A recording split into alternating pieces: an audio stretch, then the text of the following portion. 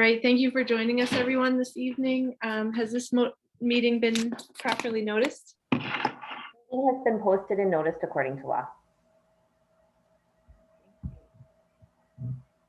Oh, and all trustees are present except for Trustee Bockhorst, who has been excused for this evening. All right. Kind of skipped around there.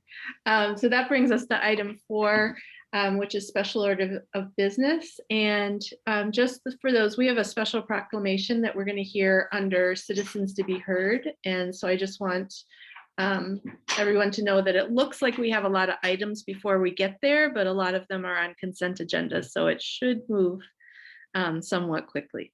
I'm not guaranteeing it, but it looks further away than it actually is. So thank you. So item number 4, special order of business. 4A, consider Hubbard Park green infrastructure options and scope. And that will be presented by Leanne, I believe. I will start and then I'm going to hand it off. Okay, great. So just as a reminder, we are about 30% into the design engineering work for the Hubbard Park parking lot reconstruction. That was initially intended to be constructed this year. However, that has been moved to the 2022 calendar.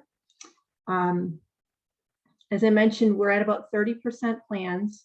I'd like to reiterate that that is very, very preliminary. You're going to hear some cost estimates tonight.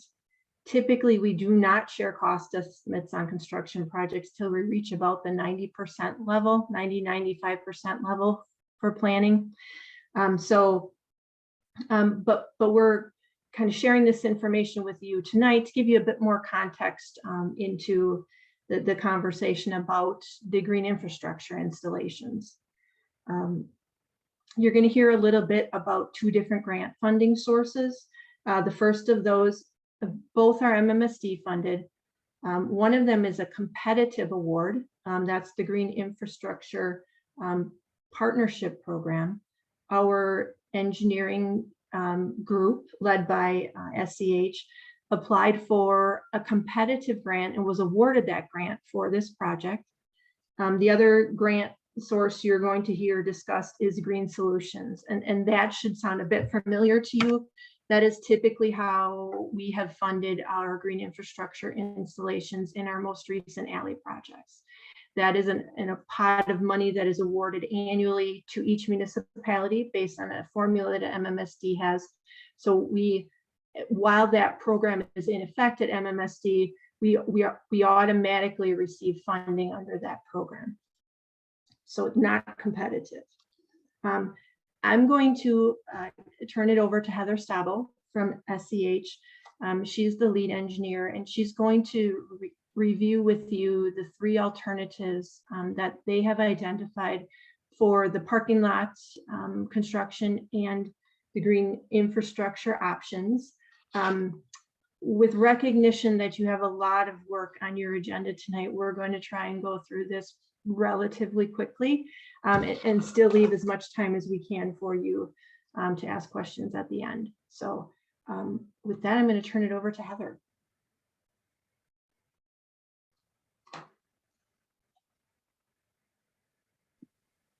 I think you're muted, Heather. There we go. Thank you. I made it till almost this month before I ever did that in a meeting.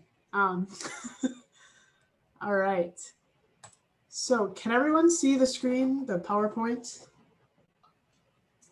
Nope, not yet. There it is. Not yet. Okay. How about that? Here we go. All right. So Hubbard Park parking lot, our team is SEH Freshwater Engineering and Water 365.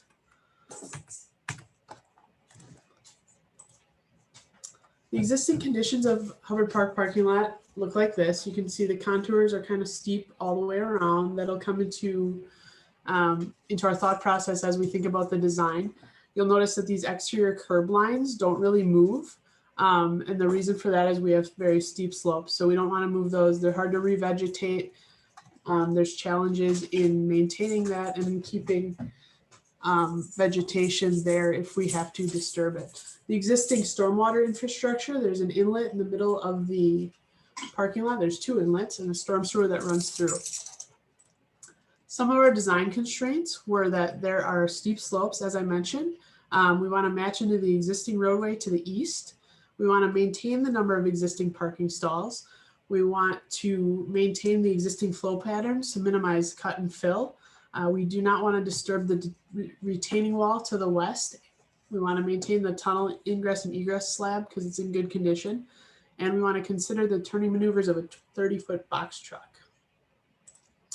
The GIP grant is a GIP grant by MMSD. Basically, you apply for the max award you think you can get, and then you can scale back your implementation, and the award just gets scaled back from there. So it's not an obligation. It's just setting yourself up to be able to use awarded funds.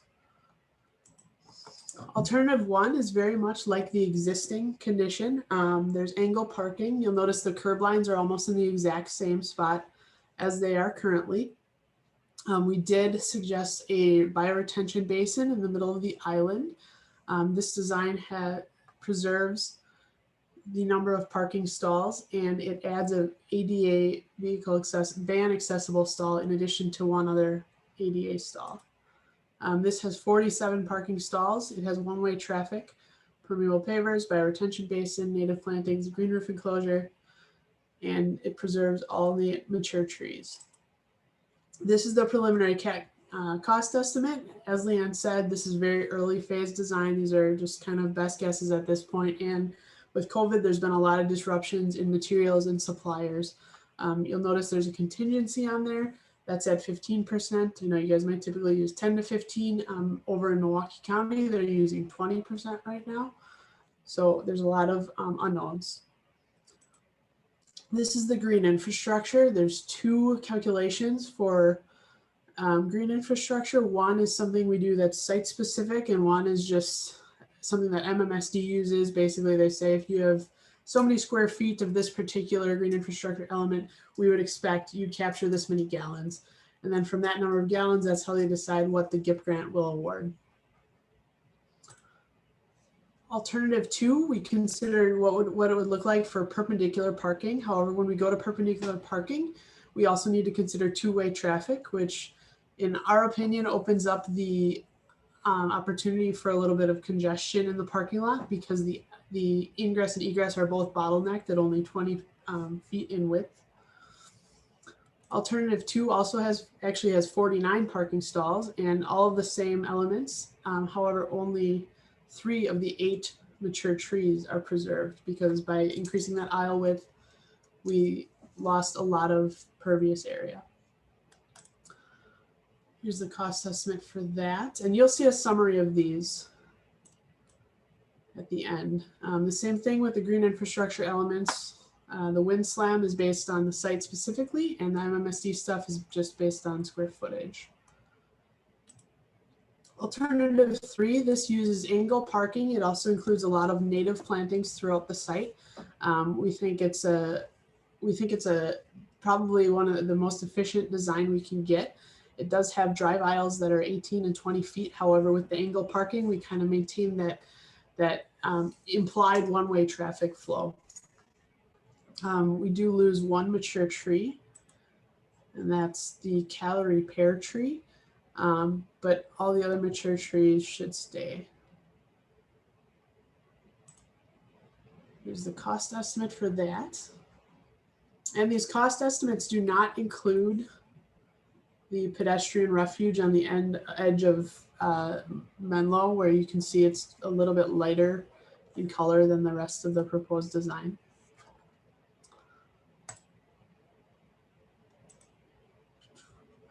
Same thing here, we ran the wind slam, and then we also used the GIP calculations, the MMSD calculations for green infrastructure. Here's a summary. You can see the estimated cost with contingency, what the GIP grant will award, what the Green Solutions will award, and the remainder. And you can also see the site-wide total suspended solids capture. The green infrastructure elements proposed are the permeable pavers, which you guys have quite a few of in your alleys. Bioretention, which is a rain garden basically that captures water and it drains it down to a subgrade with an under drain. And then a green roof on the dumpster enclosure, which in this case would be kind of cool because you'd be able to see it from the Oak Cliff Trail. Also native landscaping where we can use it. Native plants are good for pollinators. They also have deep reaching roots and they capture stormwater, as do the mature trees on site. So that's it. Any questions or? I want to say that this is a really impressive project, and I'm really excited about it, taking a parking lot and doing all this with it. I noticed, all these materials were, all this information was in our materials. And this did go through committee and came out with a recommendation. So I think I might hand it to Trustee Ursing to comment on that. And then we will open it up for questions. We do have a suggestion motion in our packet as well this evening. Great, thank you, Trustee McKeag. And Heather, if you don't mind just keeping this page up, that'd be great. Sure. I think, in the long run, these are all really well-designed options. There's benefits to all of them. I think a couple of things that stuck out here was the, and it's a small fix, but the ADA access aisle is closer to the entrance to get into Humber Park, so people don't have to kind of cross that street. We like the additional parking. I think it's going to help in the long run to have additional parking here. And I think all of the design for the green infrastructure was really spot on here. The addition of, just the inclusion of the native plantings and, the bioretention basin. Plus this option also, had the highest TSS reduction. So I think, and not to mention that this was also staff's recommendation. So I think that's the, and it was one of the lowest cost options, if I'm not mistaken, right? Is that it's the lowest cost option. So I think the one question we all had was the trees. We're losing one of our mature trees, but that tree is is one that we, I don't want to say we can lose, but maybe Leanne can say it a little bit more, a little bit better. But it's a tree that is probably that the village, the village could, I don't know. How would you state this, Leanne? Sure. I would say that's the calorie pear. It's an ornamental tree. They typically have relatively short lifespans, and we would categorize it as fair to poor condition currently. Yeah, so that's perfect. That's what I was looking for there. It was not taken lightly to get rid of it. So. Yeah. So yeah, everything. We love the design, we love the cost, and we loved, the additional parking. There's a lot here to love about this particular design. So I see Trustee Stokerbrand has her hand up. Do you want me to do that? And sorry. Sure. Kathy, we recognize you. Thank you. I'm all in favor of getting rid of a troubled tree if that's what it takes. Not all tree is meant to live its full lifespan. I have a question. First of all, I guess I've never really realized who's dumping stuff. Apparently we need a dumpster there. I mean, honestly, if I saw something that pretty, it would never occur to me that it was covering up a dumpster that I could actually dump stuff in. That's the dumpster for Hubbard Park Lodge and the River Club. Those are Russ Davis's dumpsters. Yeah, it's not like pedestrians wouldn't go and lift that thing up. They would pull out the trash cans, so that I don't think that green thing opens up, correct? It just sits on top, and then they open the doors and then they pull it. I think the doors to the front would open. We're looking at 2 to 5 yard dumpsters that would slide in there. And they would probably be locked. I'm sorry. They'd be locked. Yes. Yep. Yeah. Okay. Good. Another question was, so it seemed to me that one of the big problems we had, I mean, if you go down to Hubbard Park parking lot, it doesn't look that bad, except the sidewalk and it's the permeable pavers or the bricks that are causing the big problem, right? I mean, it's a big project to do to replace the sidewalk, but Yeah. sidewalks are There- important. So I would just like to know, have we come far enough with permeable pavers that with Wisconsin winters, this will not be a problem? I mean, I realize the merit of doing this is the permeability, but you know, I just don't want to be back here because that's the biggest problem there right now is the sidewalk. Sure. In fact, the pavers that you see in the center area are not permeable. They're just your garden variety, buy them at a home improvement store pavers that were installed in the site. So yes, I think this is significantly an improved product and was probably significantly improved design and installation. And so it should withstand snow blowing, snow plowing, It should. and obviously the parking Yes. spaces. Correct. Okay, thank you. And they, if you see the line alongside the pavers that runs kind of along, you know, as if you were walking along the path, that's actually a concrete ribbon, which you guys actually have in your alleyways as well, which helps to hold them in place and kind of avoid what's happening with the frosting and other things.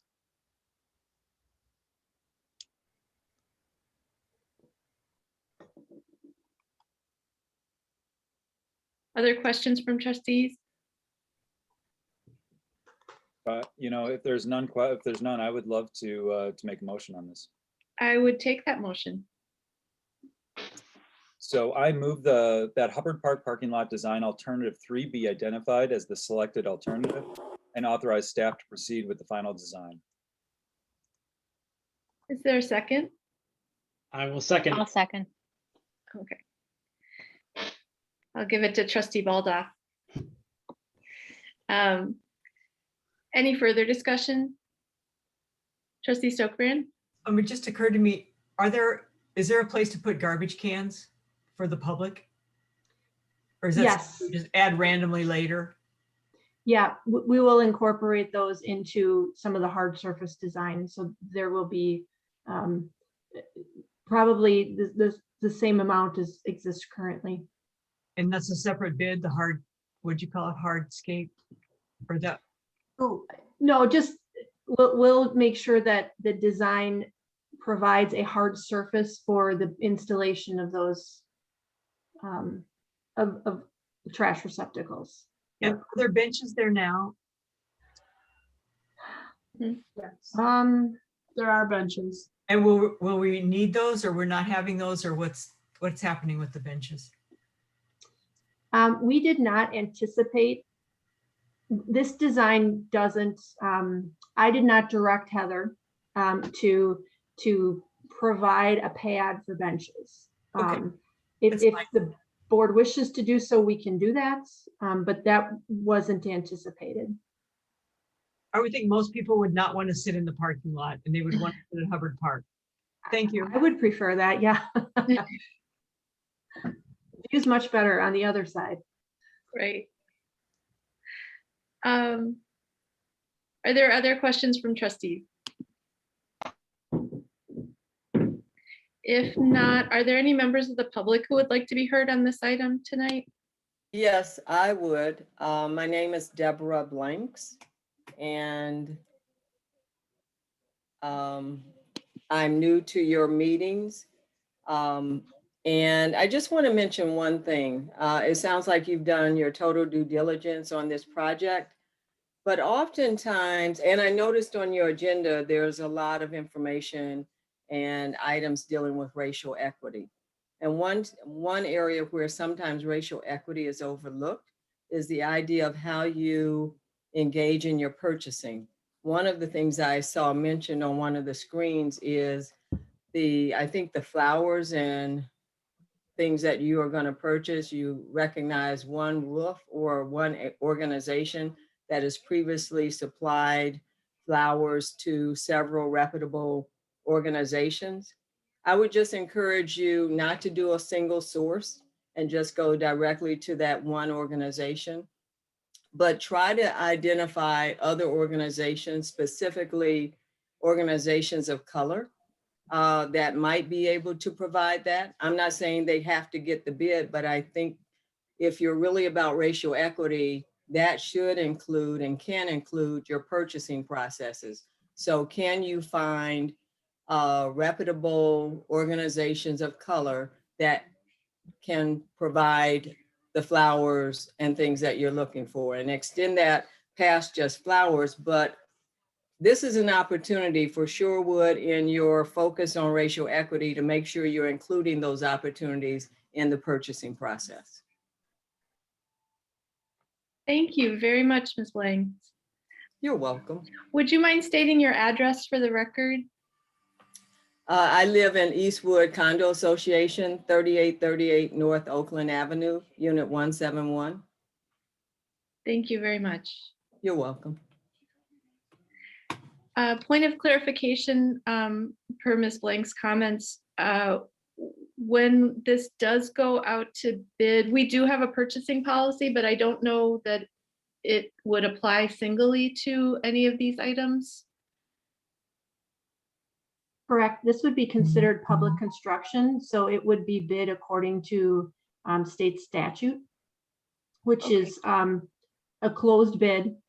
And then the bid is typically awarded to the lowest, most responsive bidder. Okay, so right now we're just approving a plan. We're not approving a bid. Correct. Okay, so there may be a way to organize it so that we could open up more opportunities to support organizations owned by people of color? Or could we look into it? You certainly may. Typically, that is that's not a project by project policy. That's an overarching umbrella policy. But that is certainly something that that we could look into further. Yes. I appreciate that. What would be the timeline of us doing that?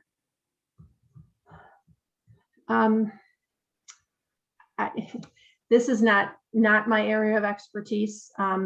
There are other, for example, I believe the city of Milwaukee has a policy related to that. I'm not saying it would be impossible, but this will be a very significant policy discussion. And given the workload, I can't guarantee that the board would be able to work through that policy discussion and adopt a policy specifically for this project. I think that is a significantly larger and longer policy discussion. So I can't give you a timetable on that. I think that's a future item for discussion. Okay. Yeah, I think I was thinking of the timeline for when this project would be bid. Yeah, this will be going to bid in January. Okay. Okay. Well, thank you. I appreciate it. I know I just wanted to ask those questions while I had them on my mind, but I think following up outside of the meeting would be more Sure. appropriate. Thank And you. just to clarify, there are no single source items identified for this project. I just want to, we just mentioned that one because we were kind of introducing the idea of a live roof on a dumpster enclosure. And that happened to be a company that's done work in Milwaukee throughout places that we thought people might recognize. Okay. So I guess it wasn't intended to be a support of that company specifically, but just noting that there were companies out there that did that. Well, I'm glad that the word jumped out and encouraged Ms. Blanks to pose those comments and opportunities. So a win-win. All right, any other comments before we take a vote or call the question? I just want to quickly say thank you to Deborah for jumping on and making that suggestion. Really Yeah. appreciate that.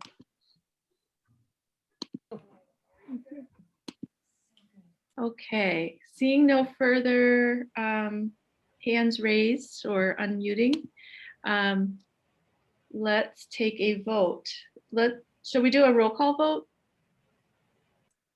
Or we don't, or could we do a show of hands? We can just do a quick roll call. Okay. Trustee Baldoff. Aye. Trustee Ursink. Aye. Trustee Stokebrand. Aye. Trustee Warren.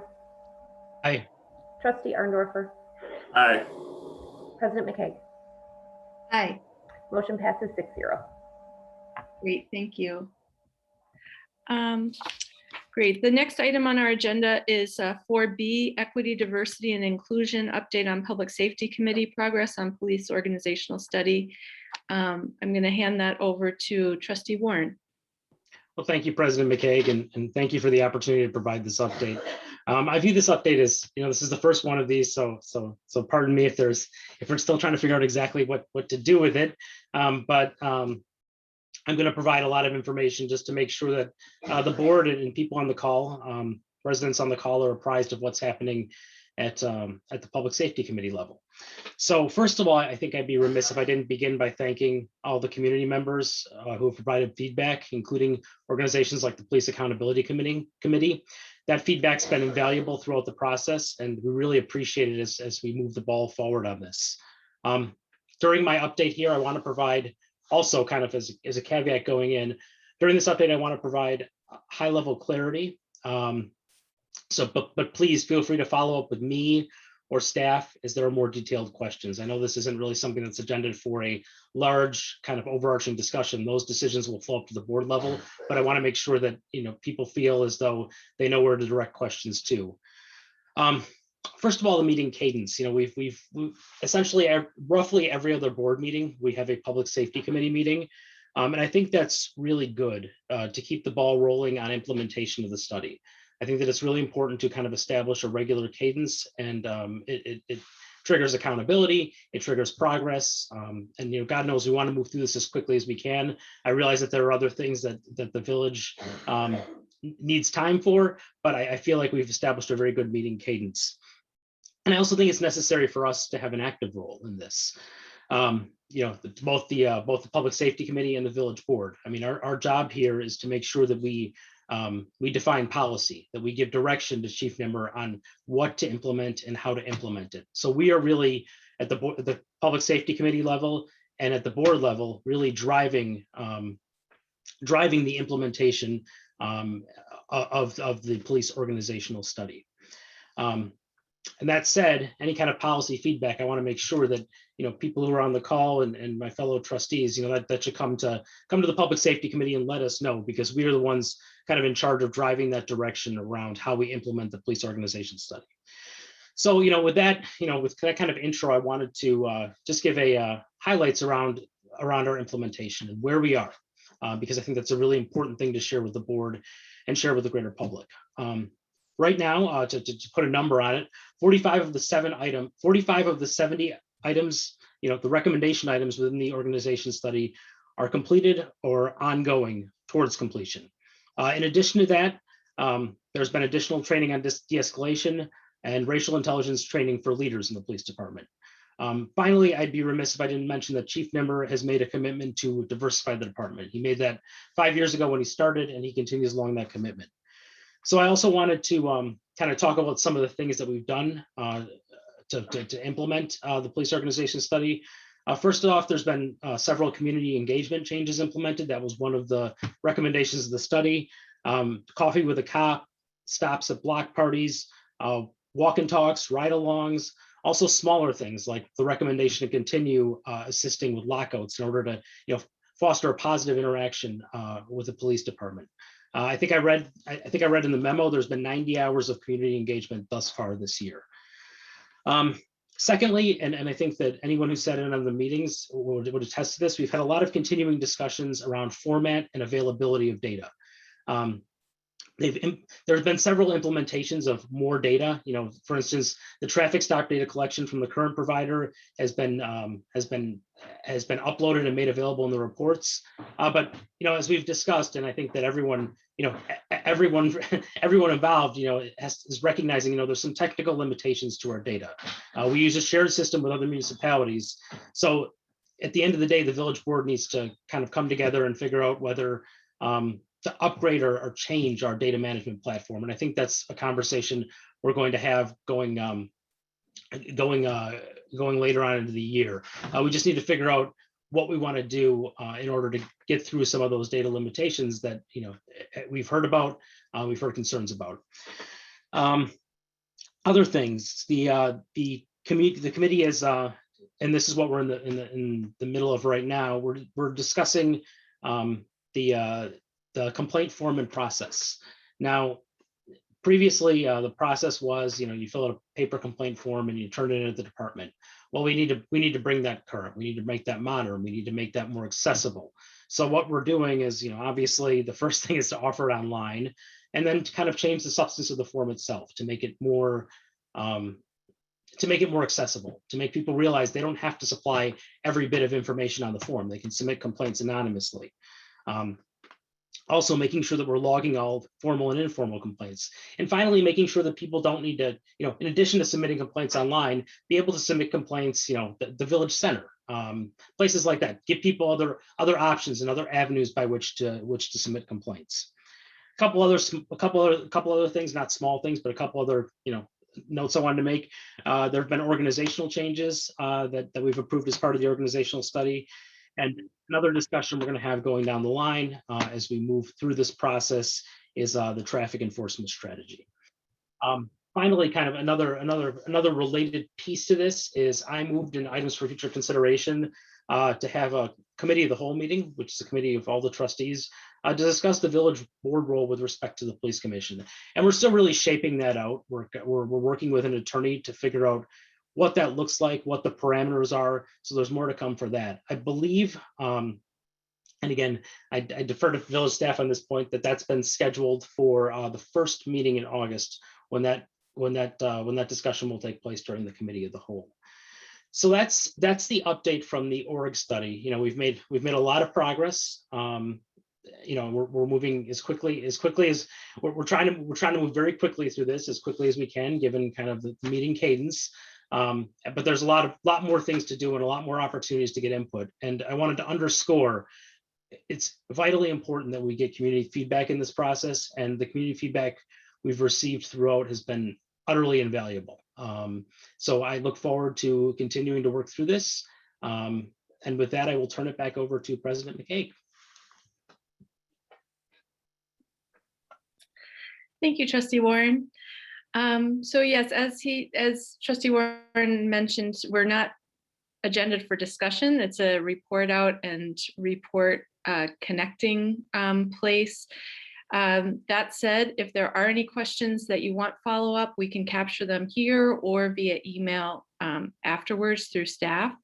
I also see that Chair Parker is on the call, and as chair of the HRC and kind of our organizational partner, if there's anything that you want to add or clarify about your role and how you would like to collaborate with the Public Safety Committee moving forward, I'll open that up to you. I know you weren't asked to, so if you don't have anything, that's okay.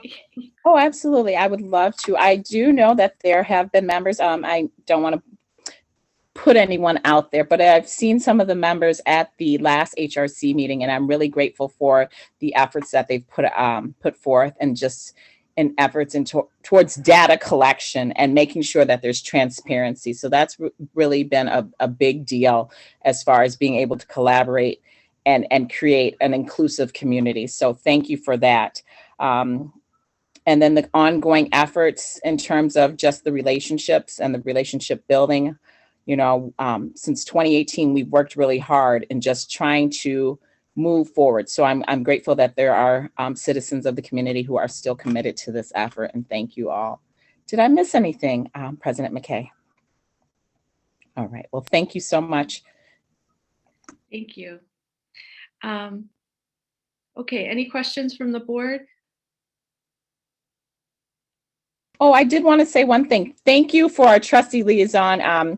We've had Trustee Stokebrand and Trustee Warren and yourself as well, who have been working really diligently. And if I missed anyone, I apologize, who've really been working diligently and trying to make sure that the initiatives that have been set forth as far as the agenda items that Trustee Warren mentioned have been people have been seeing those processes through. So thank you.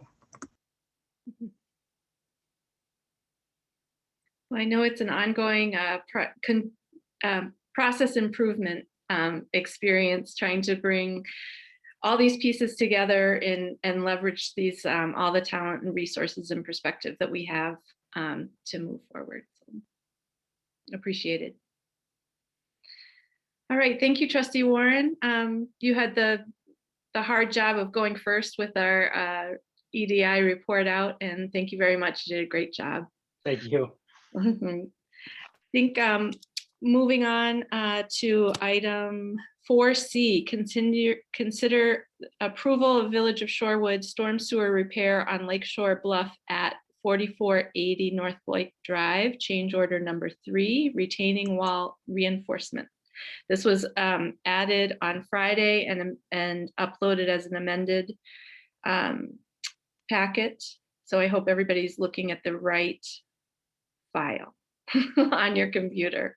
There's a memo for us, and Rebecca, is this you or Leanne? I'm behind in the packet. Be happy to get you started. We have our village engineer, Phil, who is on the line. I'm gonna share my screen. Oh, he is already a co-host. So Phil, I think that you are ready to go. We're gonna have him kick the board off with an overview of the project. And then I also believe that we have Roger Miller. I don't see him. Roger he's on by the phone. Roger Okay. has just unmuted. I will return. I'll stay quiet, but stay unmuted. Okay, wonderful. Thanks so much, Roger. Okay. So hi everybody. Thanks for taking this item on the agenda here. It suddenly became a pretty urgent issue here in the last couple of weeks. So I'll run through a little background on the project. Some of the board members are familiar with it from last year, and some are probably not. So can everybody see my screen okay? Not yet, Phil. Oh, okay. Let's see. Okay, how about that? Here we go. Yep. Perfect. Okay, so this is the Village of Shorewood storm sewer repair at 4480 North Lake Drive. So about a little over a year and a half ago, we were called to the property at 4480 that there was a damaged storm sewer. So this photo on the left is the storm sewer itself, and the structure that's in the right-hand photo used to be where you see that opening in the left-hand photo. So there was a landslide that knocked the storm sewer down and opened up this storm sewer along the bluff in the property of 4480. So in spring of 2020, Miller Engineers and Scientists, so that's where Roger comes in. They're the experts on bluff work in the state. He's done numerous projects like this, did work at the Atwater Park. So they completed a geotechnical investigation, collected a soil boring to gain background information. And then last summer, they completed design of repairs for the project. Went out to bid in the fall. Bids were received in November. Construction got underway in the winter and was almost finished up in the spring when this issue arose. The general contractor is UPI Construction LLC. So bid price for the project was about $875,000, and right now it's at about $850,000 is the current contract. So here's some photos of what the site looks like as of a month or so ago. So the storm sewer is all repaired. These are the structures, new structures that were added, a new retaining wall here. You can see the lake in the background. And then this is looking up the bluff from the storm sewer. So there's 2 wooden retaining walls to help stabilize the bluff and protect this storm sewer from future damage. So what wasn't anticipated and is the reason for the item tonight is this lower retaining wall. So over Here's where our storm sewer is. The lower retaining wall is not holding up to the forces of the soil. So we're recommending additional reinforcement in this area. Basically, the forces that are being applied to the soils are greater than what was anticipated by the borings, and it's causing the wall to start to buckle. So with that, I'll turn it over to Roger, and he can explain in more detail and what the issues are and what the proposed fix is. Good evening. This is Raj Miller with Miller Engineers. And Phil, I don't have your PowerPoint turned on because I'm on phone. But will we call your sheet that's titled Additional Retaining Wall Reinforcement Required, that has that view looking north along the top of the wall? Is that the slide we're presently looking at? Correct. Excellent. If you see about midway along this wall, and we're looking from south toward the north, you see it about the center. The top of the posts near the center are deflected to the right downhill. These retaining walls above the storm sewer structure were completed in late March, early April, and within a month thereafter, some visible deflection appeared in this lower wall. The upper wall remains vertical and in good shape. Upon notice of that, we immediately inspected and see that in addition to this deflection of the vertical posts, and those posts have about 6 feet exposed above ground and another 6 feet below ground, and their cross-section are rough sawn 10 by 10s. The horizontal boards that retain the slope behind these posts is treated timber lagging, and even though we don't have a photo, if we would look down at that lagging from the top, we would likewise see excessive bowing downhill of that lagging. And back calculating, knowing the properties of that wood and back calculating the measured deflection, the soil lateral forces on this lower wall are more than twice normally predicted by normal analysis. And this was completely unexpected, and I'm still baffled as to why it has happened. The two hypotheses are this retaining wall at the same level, there is about an 8-foot thick layer of weaker soil comprising this bank, whereas soil above the wall and below the wall is considerably stiffer clay. So there may be some gradual stress-related soil creep occurring in this lower layer, and or even back at original slope failure, there may have been fracture weakening of deeper slip circles even back in the upper soils above this layer that are stronger.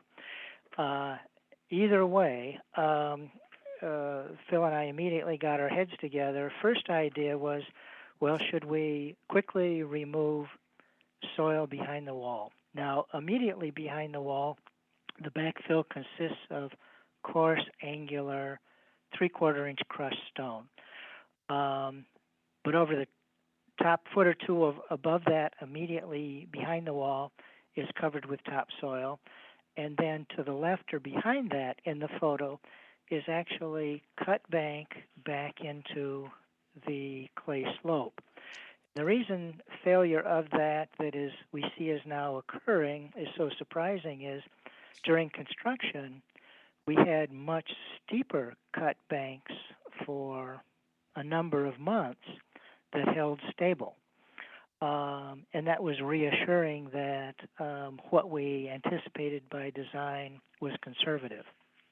So the first idea was to unload that wall. However, equipment access, down to this level would require removal of a substantial portion of the upper wall, and trucking off of that soil removed would likely break up the brand new driveway of the home that was just replaced in the course of this project because of hauling of the large amount of soil that was already removed from this slope to bring it to a more stable configuration as we generally have now. So we immediately began, at any rate, I think we did our visit of this deflection on May 14th. We did our first precision monitoring on May 18th because I wanted a good handle on at what rate is this wall moving to show just how urgent corrective action is needed. Since then, on about 10-week centers, we've done successive monitoring showing that the wall has displaced at its worst more than 5 inches in just a little more than a month. That affirms that creep is ongoing. During the last week we monitored, it was drier, so it slowed down a bit, but it can resume anytime soils become softened by rain.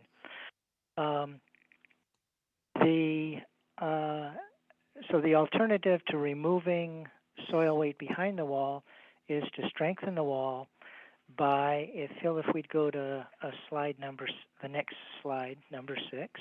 Okay, we're there. Okay, would be to install at the locations I've hand sketched black dashed lines, additional posts that don't need to penetrate down into the ground, but would be fastened against the face of the existing lagging by an additional soil anchor driven at each of the little cross locations.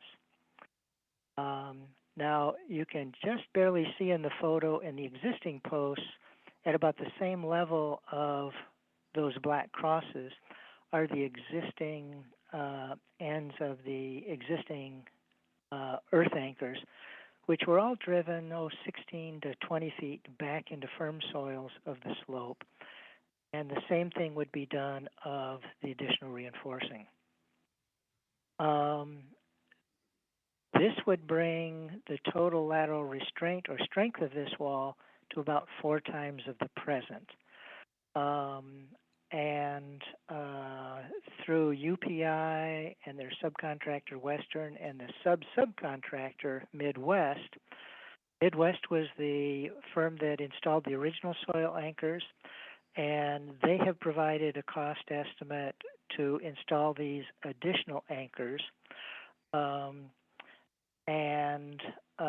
If we turn next to the next slide, contractor's proposed cost. We're there, yep. For a cost of about $130,000. That's just about twice the cost that I was estimating, but part of that is due to Midwest conservatively estimating time to drive these anchors now with handheld hydraulic equipment as opposed to the bigger tractor-mounted hydraulic equipment that was afforded by construction access originally. However, the last 30,000 and the last 30,000 of that is by Western just to bolt on the posts, which in my view is an inordinate cost for that element. That's just my opinion, but it's based on, as we were looking at who could and at what cost and how fast could a contractor get here, looking at all options, Miller obtained an independent cost estimate from a firm that's equally skilled in this kind of work for $88,500 that includes the earth anchors as well as the posts. Not to deliberate on costs at the moment because there are perhaps bigger considerations to think about at this time. This is what we have in front of us.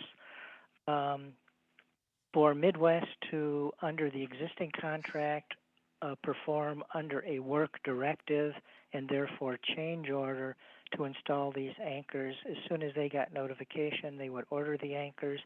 They've been told there's a couple-week lead time to obtain those, and then as soon as they got them, they would immediately begin installation. Bill, shall we turn it back to you for the time being? Yeah. So just one thing to add. So the price we have for 130,000. This includes the original installer of the earth anchors and the retaining wall. So if we were to shift gears and go to the $88,000 quote, we'd be bringing a new entity into the project, which does muddy the waters if there's, I guess, future issues that are related to installation in the future. So that would be something to consider. And we'd also, I guess, Roger, that you just got that information. I wasn't even aware Yes, of it. in fact, just this morning, Emily got the quote from Serenity Farm Landscaping. So they would be installing everything, and would UPI be involved at all? No, unless it was selected that decided that Serenity would subcontract UPI if UPI was willing to enter into that relationship. Yes. So I guess the two items here, we have the $130,000 cost, which would be within the contract, and all the same parties who have been involved with the project would complete the work. Or there's potentially a separate path that would be a little bit cheaper, it appears.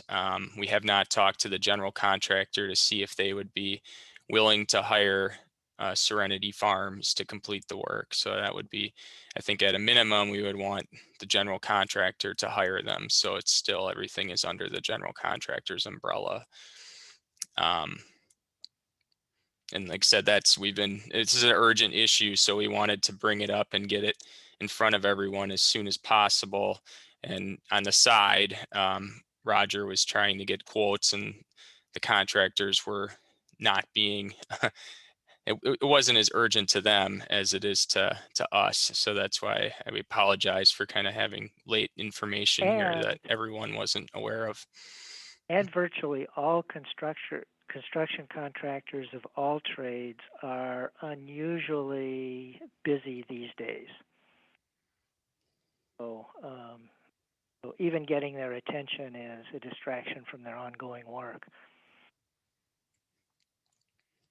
So I guess at that point, I think that's the information we wanted to share, and then we can open it up for questions at this point.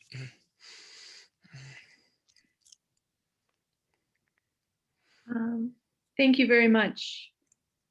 This is an urgent matter and unexpected. Just checking in before I ask for questions and comments from the trustees. Rebecca, there is a motion in our on the memo to approve storm sewer repair. It does not have any amount attached to it. What would be procedurally sort of our option for moving forward? Would something come back to us with an exact amount? And I'm gonna need to rely here on Phil a bit. We quoted 100, or the cost that we had in preparing the memo was 130,000. So if there's an alternative contractor sought for the work at a different amount, we'd want to specify that. Mhm. Yeah, and I think at this point, we just have Roger receive that price on the side, and the general contractor hasn't agreed to subcontract with that contractor. So we couldn't provide a price because UPI would have costs for bonds and insurance and whatnot that they would add on to that $88,000 cost. So we might not have enough information, I guess I'm saying, to make the motion, unless we could maybe make it up to 130,000. And then if it's less than that, then we could move forward with the Serenity Farms. Not sure if that's an option or not. That option is also something that I'd like Attorney Bayer to weigh in on. Because in talking prior to coming into the meeting, there were some positive benefits in continuing with the same contractor. And so I just would get his thoughts before we proceeded. Well, Could Rebecca please repeat that? I couldn't hear her. yeah, Oh. it was a little muffled. I'm sorry. I'm sorry. So I would want Attorney Bayer to weigh in terms of whether to continue with the existing contractor versus engaging with another contractor at this point in time, given where we are on this particular project. So that's just some feedback that I think would be important for the board to have before moving forward. So President McKay, specifically to answer your question, and based upon Phil's guidance and on how the board would like to proceed, we would be looking for a motion for a change order number 3 in the amount of 130,000 or less, pending Attorney Bayer's advisement to the board. My recommendation would be to act upon the agenda, the item as agendized, which is whether to accept the change order number 3 or not. And if it's rejected, then they'll have to come back to the drawing board with a different proposal at the next meeting. But we don't have anything on. The only thing we've heard about another contractor is that it's theoretically possible that there might be another subcontractor that would do the work for potentially less, but we don't know whether or not that would be engaging in a whole new contract, separate contract, or whether they would work as a subcontractor under the existing general contractor. There's a whole lot of unknowns in that. So my recommendation would be either accept or reject the change order in front of you. Okay, with that, I'd like to open it up to the board members for questions or comments. Or a motion. Okay, Trustee Ursing, Trustee Stokebrand, Trustee Warren. So what happens now if this is rejected? It looks like it's something that needs to happen. It's something that needs to happen right away, but the price tag here is pretty high and puts us way over budget on this project. I'd love to hear more about the $88,000 option, but if we go out to bid, are we just delaying something that needs to be done much sooner than we can get done with the bid process?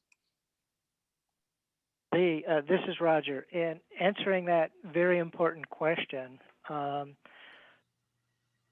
to help provide ongoing information about weekly, we're going to continue to do the precision monitoring so we know just how much the wall has moved.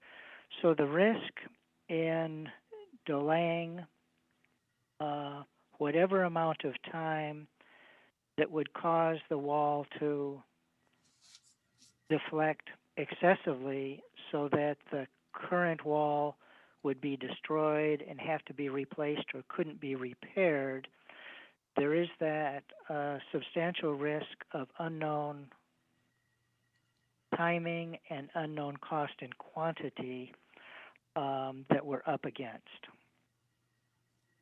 If we continue to have a dry summer, we would hopefully be gaining additional time.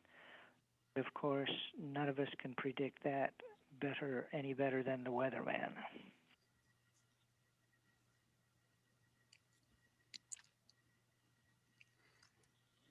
Thank you. Okay. Trustee Stokebrand? Thank you. Well, I guess this is just extremely disappointing, right? We thought we were done with this, and I think we've all, at the village level, felt like we've done due diligence here. And now it's barely complete and we've got a significant failure. So I'm trying to understand, we seem to be doubling down on the same technology and strategy. Is that correct? That's correct. Yes. Because it's the cheapest, or we still stand by our science and our investigation and our decisions, or we've hardly had any rain, right? I mean, Is there drainage behind this wall? Is there, when you talk about forces applied by soils are greater than anticipated. We're talking about the water coming down the slope, right? No, there's not significant water coming down the slope. Back to what I understood of the initial part of your question, are we doubling down on the same approach? The answer to that, Phil said yes, but we had discussed a very short time ago, the first alternative that was considered was to excavate and remove the soils above and behind this wall and replace it with coarse stone.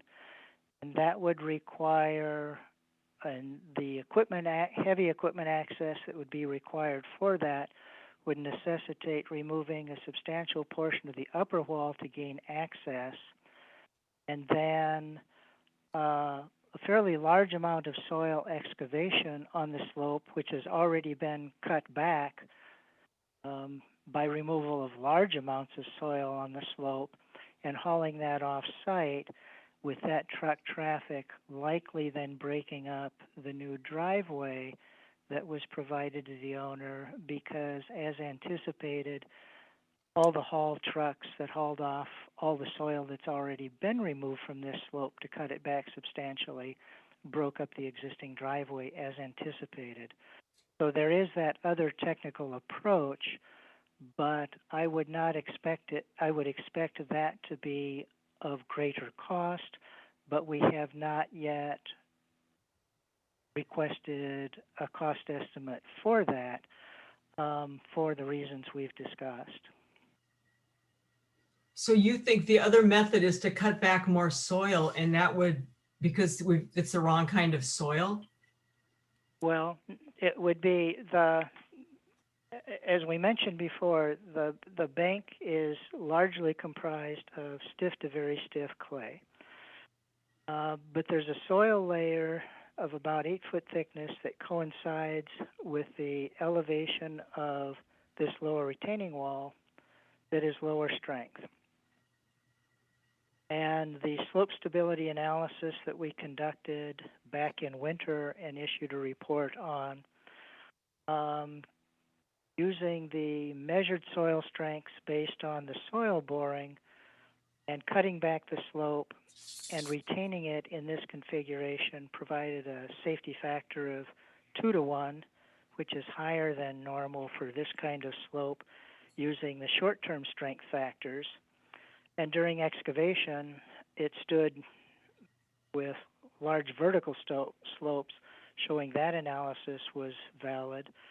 And then for long term, we geotechnical engineers discount the soil strength parameters measured from sampling soil by, number one, discounting some strength in the upper stiffer soil, because that will go through some deformation because of long-term creep in the lower layer of soil.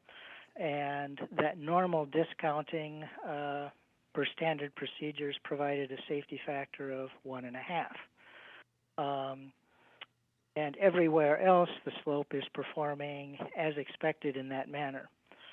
And back to why is this lower wall deflecting comes back to the 2 hypotheses I mentioned earlier in our discussion this evening. And so the precision monitoring, let's say we go ahead and do this and you can't even, so you have to do this by hand hydraulics. I mean, we don't even, I thought we had some sort of we were giving ourselves an easement so that we would always be able to go down there and check on things that now it like wouldn't even handle like a light tractor with a hydraulic. You have to do hydraulic by hand. There's an easement was procured by the village of the homeowner that legally allows access to the site. That's independent of providing physical access. The physical access that was anticipated to be desired by the village is for a manual inspection of the repaired storm sewer structures. That's a different subject than achieving physical access for any particular major activity.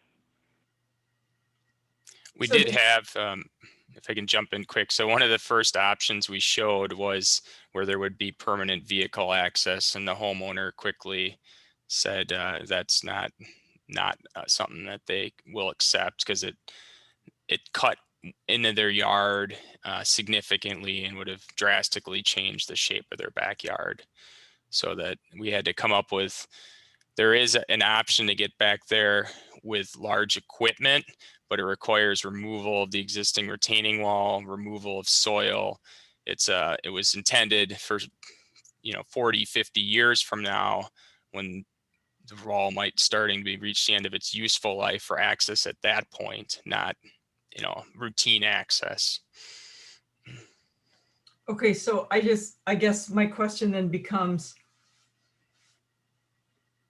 if this doesn't work, like, are there warranties? Are there guarantees? What your precision monitoring, is that part of your contract? How long will you keep doing that? Our precision monitoring is not a part of our contract because the need for it, of course, was not anticipated. But we're going to continue to do that to know what's going on and provide useful information. The second part of your question, are there warranties? And Phil can describe this, as can other professional engineers working for the village. Work by professional engineers is not done as a product warranty. It's the services provided to the standards of engineering practice at that time and place. So if an engineer has not fulfilled that, as would often be tried in courts, then an engineer can be held to be professional negligent if found that way. And when it comes to the contractor side, for this type of work, I don't think there is any general contractor that would provide a warranty. What they are obligated under the terms of their general construction contract with you, the owner, is to perform in accordance with the plans and specifications. So there are not warranties about things. And when it comes to slope work in general, which is probably at the riskier end of all types of civil engineering work, because it's dealing with soils which have spatial variations in their properties. That in general is higher risk work than most civil engineering work, and it's not uncommon to have surprises. For instance, during cutback of the Atwater slope, there was an unexpected substantial slope failure at about its southern quarter point, even after the slope was cut back. But fortunately, it wasn't fortunate that occurred, because it was, for that project too, there was additional soil that had to be hauled off. And that fracture occurred even though there were no anomalies of any type in that area, and for unknown reason. The only fortunate aspect of that was it happened virtually right away, so was dealt with before any of the final slope surfacing was completed. So the bottom line is, surprises can and do happen in slope work, and engineers provide what in their mind is a reasonable balance between not causing an initial design cost to be overly and inordinately expensive and overly conservative versus the usual standards of practice of common factors of safety, which I discussed a little bit earlier. And so the precision monitoring, we're getting billed hourly for that?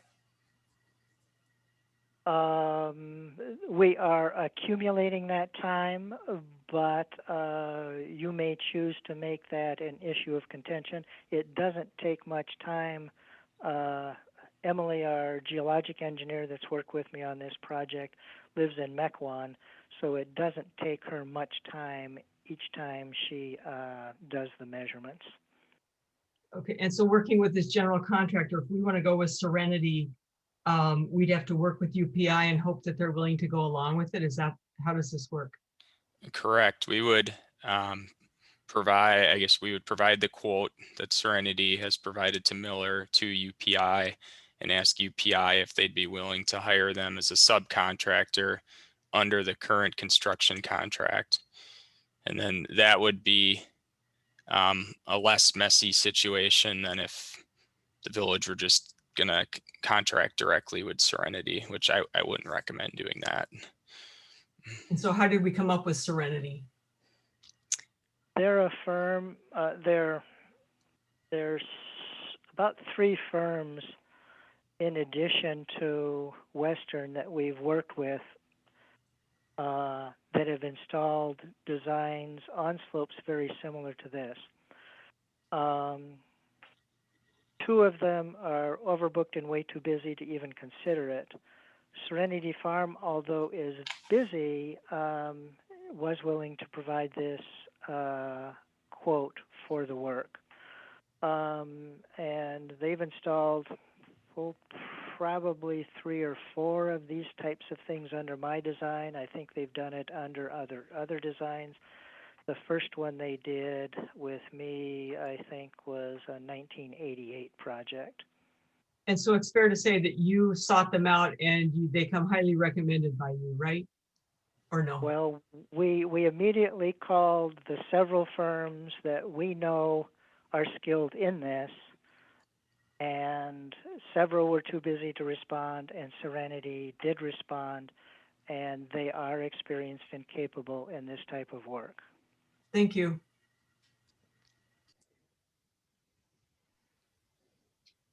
Trustee Warren, I think you had your hand up. Yeah, I'm not sure I have too much more to add. I mean, I agree that it's unfortunate it's coming back to us, and it's unfortunate this retaining wall is failing. I mean, at this point, you know, given some of Trustee Stokebrand really kind of filling in the blanks with a lot of our questions, you know, I'm not, you know, based on kind of that line of questioning and, you know, getting all that information, you know, I'm not really sure that we have much of a choice here. I mean, we could wait, but there's rain in the forecast for later this week. It feels like this is something that could fail, and if it fails, all of a sudden we got more problems. So, you know, I'm, you know, okay with it is probably not the right terminology, but it sounds like something that we just have to do and happens periodically in these types of projects. So, I mean, again, I'm rambling a little bit because I think all of my questions have generally been answered, but I think I'm prepared to support the motion in the packet to just get this done and to make sure that the wall doesn't suffer any further damage and lead us to further expenditure of funds. So are you making a motion? Sure, I didn't want to skip up. I guess my only I'll make the motion, then I move to approve storm sewer repair on Lakeshore Bluff at 4480 North Lake Drive, change order number 3 dash retaining wall reinforcement. I'd second that. Okay, seconded by Trustee Baldoff. Further discussion? Just a point of order. I know that the change, I'm looking at the change order, it says 130,000. So I'm assuming if there are overruns, it would, because my motion specifically references as 130,000 document. I'm assuming that if it becomes like 180,000, it would have to come back to us because it exceeds this change order. That's why I didn't put it in the emotive in the motion. Mhm. Could you clarify that, Rebecca? Or confirm? Or Nathan? Well, if you're just approving the change order, you're approving it up to I'm just seeing the total project cost of 130. So if it runs over, they'll be back. Okay, thanks. Just want to be sure. Trustee And Stokebrand? if you want to, I mean, if it makes you feel more comfortable, you can put You can bake the amount into the motion. I mean, I'm okay with, I'm okay with just leaving it because again, like it references the change order, which has a number on it. So otherwise, I agree. Trustee Stokerbrand, I think has talked about it, that I like in the amount of, but this is inherently an in the amount of. Trustee Stokebrand? So then are we also directing them to try to work with Serenity Farms to see if we can get this for 88,000 plus whatever the UPI general contractor needs for insurance, their cut? Because that would be my feeling. We should try to go for that if UPI will work with them, right? I think Attorney Bayer's guidance was to either, since we don't have that possibility in writing, to go with, we should either vote up or down the change order number 3 in front of us. And if this change order, if we vote it down, then a new change order could be brought before us. Was that? Yes, sir. If the motion fails, you can always give direction to the engineer and the staff to follow up in an attempt to explore those alternatives, which appears to be the only other alternative potentially on the table. But if you do approve the motion, I would still recommend discussing with UPI Western's subcontractor cost of $30,000 just to set the posts against the wall after Midwest does the great majority of the work. Now, in talking with Mike of UPI, he and Phil's been in on these discussions too. Mike really didn't want to consider that, but in my mind, Midwest's cost component for all the difficult part of the work is in the ballpark, but slipping those posts on, which don't even get put down into the ground, as the tension rods down to the anchors are tensioned up, is much less work and cost than the $30,000 that Western has attributed on top of Midwest's costs to sum up to that 130. Phil, would you like to comment on that? Because yeah, I mean, that number jumped out to me when I got saw the change order, and I asked them if they could do it on a time and materials basis, and they essentially said that Western's very busy and kind of take it or leave it. So I don't know how much wiggle room there is there. Maybe it's something we can negotiate when the work's being completed and just say, hey, you guys were really only out there for 4 days. This cost was, you had this much budgeted, but there's no way it cost you that much. It's unlikely they'll get anything back on it. But I mean, that was one of the first questions I asked once I saw the change order, and I didn't get the type of response I was hoping for. So is there a way that we can amend the motion or add direction that could result in saving money if money can be saved? Rebecca or Attorney Bayer? Well, I mean, it's sort of like unilaterally amending a contract, right? I mean, you can make changes to it and send it back to them and to see if they'll consent to that, but you don't know what they're going to say. Mm-hmm. So basically our choices, for the purpose of, procedure and letting the board know what the choices are, we have a motion on the table with the change order number 3 as presented. Our choices are to vote on this, and it'll either pass or fail, or we can't, I guess, what are our other options? I mean, if the board chooses to withdraw this motion, could we defer it until we have more information regarding an alternative proposal and cost? I just want to give the board their options so that we know how to proceed with the motion on the table. Well, I think the short answer is the board can do anything it wants. It can pass the motion. It can decide not to pass the motion. It could give staff additional direction to come back with additional options. But I mean, the understanding, at least from what we've been told by our engineer, is that you know, there's also, we have to be mindful that there's the possibility that we get some more heavy rains and the whole thing tips over, and then it's $1 million rather than 130. And so there's all those factors. I mean, the board has all those options, and you know, it's like gambling. You roll the dice and see what happens. So another way of looking at it is that, you know, we have to assess our risk tolerance for this situation.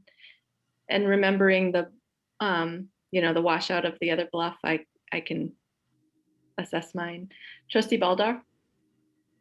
I just wanted to say, you know, I just have concerns about, you know, deferring this and kind of kicking the can down the road because it seems like there's some urgency.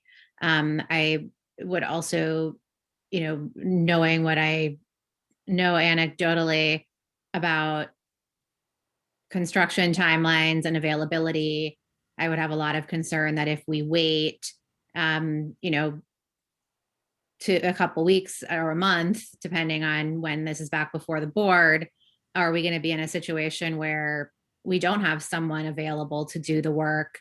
You know, ideally it would be great to have, you know, a little bit more information and a little more flexibility, but it seems to me that the risk of waiting is, I think, not one that I would be comfortable with. Thank you. Trustee Stokebrand? Yeah, could Miller Engineering please tell me, how confident are you that this is the fix that we need and we won't be back at this again? I've been, of course, thinking about that a lot and reanalyzing for the last month. Because this was so unexpected, I'm not even able to subjectively assign a level of confidence other than installing these additional anchors will bring us to about 4 times the lateral strength and restraint this wall was originally designed for. Now that still does rely upon some residual strength in the soil above the bluff. And there's virtually no way around that on any slope. We still have this overall slope that we flattened back to 2 horizontal to 1 vertical, which, as general slopes go, provides long-term stability along these very stiff clay bluffs, provided vegetation is stabilized. So so even though I can't quantify, let's say in a percentage level of confidence, but I would say it's by reasonable judgment. Now, it doesn't hurt to have any parallel opinion to mine, but the only person that I can think of that has a level of experience that could add to what we've done would be Tuncer Edel. And I don't know, he's retired professor emeritus at Madison, and I don't know if he's currently accepting any projects. And if we That had to would go act- back, is this But- height that you could you use a barge if you had to go back and do more? No, because we're still at the upper third point in the slope. So let's say if this lower wall just flopped over tonight, so it was utterly failed, then the approach would be to open up a portion of the upper retaining wall, because it was built in a manner that can be done, even though it takes work, and then get heavy construction equipment down here to replace this wall, which would be more than its original cost, which is at a cost of $45 per face square foot, if I recall, which includes the anchors and everything. So it's not a large percentage of the cost. It's a minority of the cost of this project overall, but would be more cost than even the, I'll call it somewhat overpriced repair cost that Western has added to Midwest work to repair it in place. Okay, thank you. So, and the structure below, in looking at if we could, and this is helpful, you're all addressing very important questions. If we go back to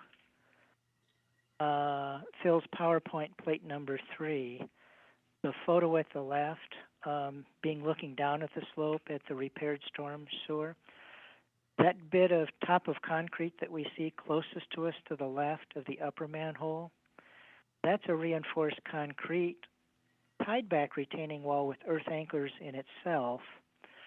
So if this lower wall, and now jumping to, let's see,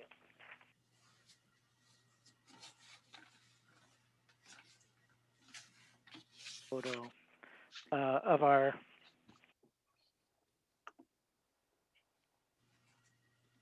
jumping to plate number 5, if this wall were to flop over, it would spill a bit of soil, maybe a short distance to the right of the wall, but still not likely jeopardize the important parts, the really important parts of the project, which are the concrete retaining wall just above the upper manhole or the lower manhole. So a failure of this wall, because our overall slope is cut back to 2-on-1,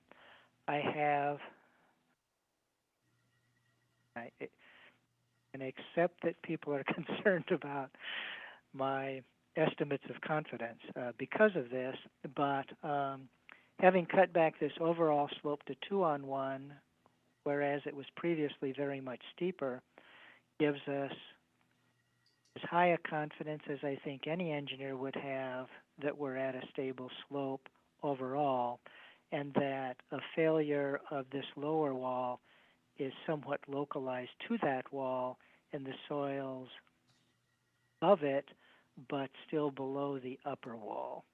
So if that helps with kind of the magnitude of risk, even though I'm not able to quantify the probabilities of risk, hopefully that's a bit helpful to your decision. Yes, thank you. That's impressive. Trustee Arndorfer or Trustee Ursink, do you have anything to say? Nothing Okay. beyond what's been laid out already. Thank you. Yeah. Well, And then just my question is, and it's just a technical question because I'm just trying to wrap my head around this. So do the bars go horizontally or vertically behind these, like those little, so the little notches in each post? Are there poles excellent question. The present bars are inclined downward from those positions at an angle of 45 degrees below horizontal, because they had to penetrate down into the very stiff clay layer just below the base of this wall. Our prescription for the supplementary anchors would just be about 30 to 35 degrees below horizontal. That way they have a little bit more effective horizontal component of their load in restraining the wall, but are specified to be a full 20 feet of rod length to still accomplish being embedded in the very stiff clay layer just below the wall. That's great. Okay. Can you see the plan I pulled up on the screen now? Okay. Yeah, so here's the anchor. Got it. Angled down. This is the wooden wall. So the bars that we're going to place, that you're proposing to place, those go horizontally. I'm just trying to figure if that would they would be 30 to 35 degrees below horizontal instead of 45. Got it. Okay. Just like that. I see. to get out. This is this poor soil layer that Roger was talking about. So we would want to get out of this layer into the stiff to hard clay here. Yeah, and what's so surprising as during construction, as Western excavated back into all these soil layers, even the weaker soil layer, they held up vertical for high heights and performed during construction much better than expected. And that's why this displacement of the wall after construction has been so surprising to me. Thank you for that. I appreciate that, that description. I appreciate that. Okay. All right, well, there's an excellent period of discussion and questioning. It sounds like, to recap, this is something that is urgent, that we have to do. We can't avoid paying for it. There is a motion on the floor and we have a second, and I'm wondering if we're ready to take a vote. Okay. All right, with that, why don't we do a quick roll call vote? Okay. Trustee Ursink. Yes. Trustee Arndorfer. Aye. Trustee Warren. Aye. Trustee Baldoff. Aye. Trustee Stokebrand. Aye. President McKay. Aye. Motion passes 6-0. Great. Thank you very much, everyone. Thank you for engineers and experts on the line. At this time, I would like to ask if there is a board member who would be amenable to amending the agenda. We have some guests on the line that are here to read Juneteenth Proclamation. And so if we could move item 8, citizens to be heard, up above consent agenda, I would appreciate it. I move that we move item 8 above, item 8, citizens to be heard, to the next item, item 5, above the consent agenda items. Second that. Thank you. Any discussion? All those in favor, show of hands, say aye or say aye. Aye. Aye. Any opposed? All right, motion passes 7-0. We will amend the agenda, and so we will be taking item 8, citizens to be heard, next. I want to, at this time, welcome all members of the public who have joined us this evening for a reading of the Juneteenth Proclamation that was approved by the Human Relations Commission last week on June 17th. Part of that motion was to invite the Atwater 4th grade class, members of the Atwater 4th grade class who have been working to promote the awareness and advocacy for Juneteenth becoming a holiday, which they succeeded in last week. So because we now have a federal holiday. So with that, anyone who is here to share in the reading of the proclamation can unmute themselves. And you do not have to give your names and addresses if you are a minor. And you can, someone can read the entire thing or pass it off to a friend or take turns, whatever you'd like to do. We're open to that, and we appreciate you being here. I'm in the 4th grade class and I can read some of it. That'd be great. Thank you. Okay. You're welcome. Our country is made up from people of every nation on earth who are declared equal not only in freedom but also in justice, both of which are I can't read that. Hang on. Essential? Yeah, sorry, I couldn't read that. For a healthy civilization, and our nation was conceived on July 4th, 1776, with the Declaration of Independence. The classic statement being, we hold these truths to be self-evident, that all men are created equal, that they are endowed by their Creator with certain unbelievable rights, that among these are life, liberty, in the pursuit of happiness. And at 2 p.m. on New Year's Day, January 1st, 1863, using his war powers as President Abraham Lincoln signed the I'm just gonna guess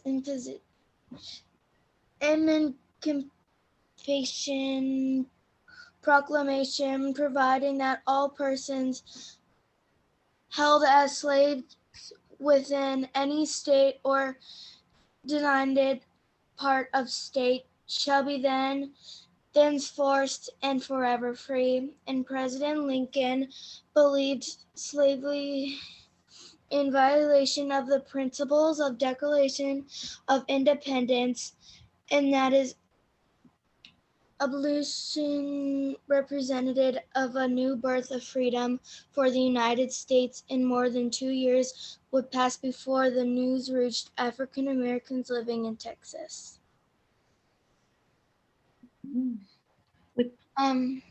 I think that's all I'm gonna read for now. Thank you. Would you like to, is there someone else joining us this evening that would like to continue reading? Go ahead, Lilith. Do you know where they left off? Go ahead. No. Where did we leave off?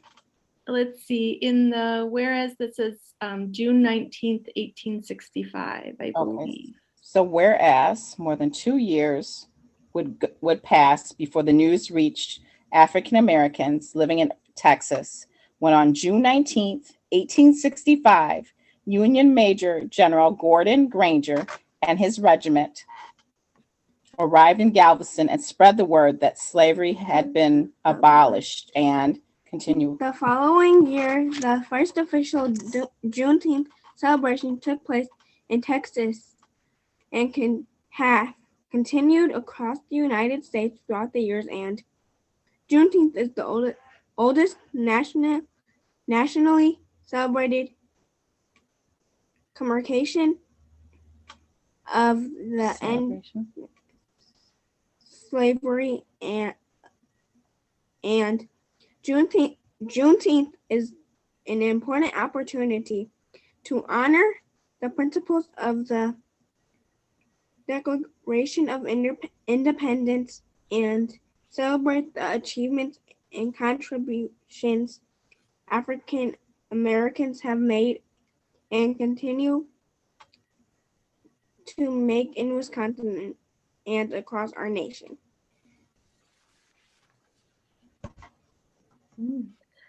Now therefore be it resolved that I, Ann McCaig, President of the Village of Shorewood, with the support of many others in our community, do hereby extend greetings and best wishes to all observing June 19th, 2021 as Juneteenth Day, dated Shorewood, Wisconsin, the 21st of June, 2021.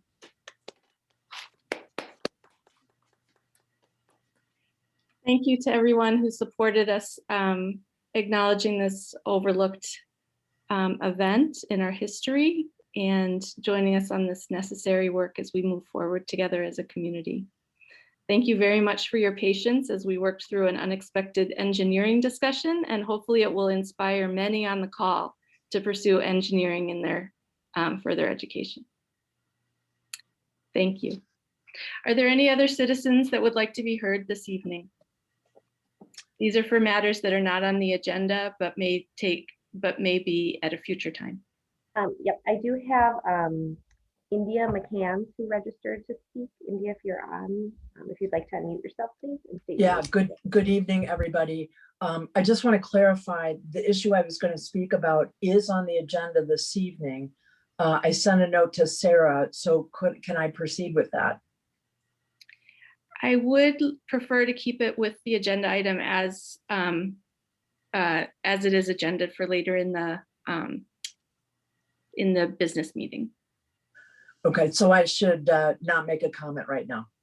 You gotta hang on. I would prefer. Okay, thank you. Super. Thank you. Thank you. Any other citizens for items not on the agenda this evening? I have no other hands up. Okay, great. Then we will close that item and move to item 5, consent agenda items. Do I have a motion to approve the consent agenda as presented? So moved. Okay, we'll go with trustee Ursink on the first, trustee Warren on the second. Any discussion? Can I pull one thing? Yes. I want to pull 2B or 5, 6. I think it's 6B. Okay, me too. All right. Any other items that you'd like to pull, Kathy Stokran? I'd like to please pull item G. Okay. Great. Any other items? Okay, is there a motion to approve the agenda, removing 5B and 5G? Or I don't think we actually, sorry, we just can vote, right? Okay. All those in favor of approving the consent agenda, eliminating 5B and 5G? Show of hands. We're good. All right. That isn't unanimous. Any opposed? Okay. So motion carries. Moving on to items removed from the agenda. 5B, consider regular village board minutes from June 7th, 2021. Trustee Warren? Yeah, I just, in my items for future consideration, and I think I said this right, or sorry, reports. Working ran June 6th through 13th, but not the 15th. So I mean, if I messed up and said the 15th, then I guess it stays, but it should only be the 6th through the 13th. Sorry, it's nitpicky, I know. I had 2 amendments to make under items for future consideration. Trustee Bachhorst moved to consider discussing identifying space for pickleball in the village of Shorewood. Motion failed for lack of second. President McCaig moved, seconded by trustee Bachhorst, to review parking requirement code. Motion passed 7-0. And I want to thank Clerk Brookman for typing that up so I knew how to say it succinctly. All right, any other comments on that? All right, do I have a motion to approve the minutes as amended? So moved. Second. Trustee Warren and seconded by trustee Ursink. Any discussion? All those in favor, raise your hands. Okay, looks unanimous. Any opposed? Motion carries 6-0. Thank you. Item 5G. Where is that? Want to read what it is? Consider. It's No. the RFP for the lifeguards. Okay, thank you.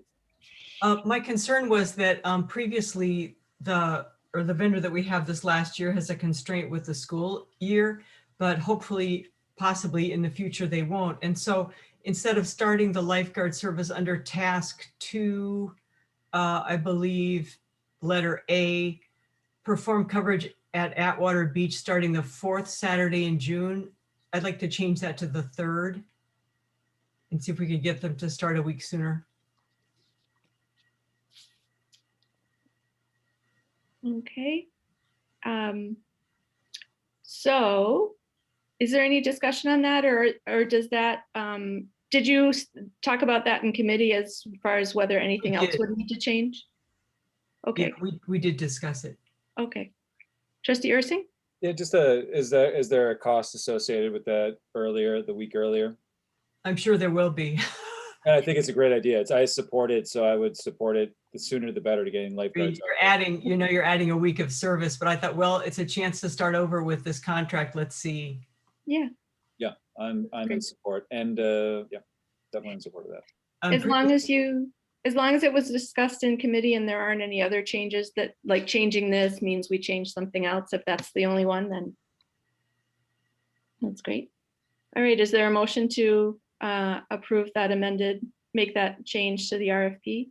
So moved. I'll second. Second by trustee Warren. Any discussion? All those in favors, say aye. Show of Aye. hands. Any opposed? Motion carries 6-0. Thank you very much. Moving on to item 7, public hearings. There are none this evening. So moving on to new business. Let's see. Is there, anyway, let's proceed. 9A, consider initial resolution 2021-15 authorizing general obligation funds in an amount not to exceed $2,610,000 for water system project.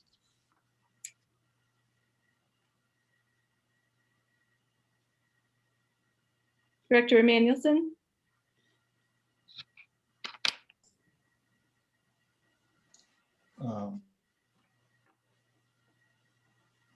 It's continuing from the board's previous action, so just looking for formal motions and adoptions.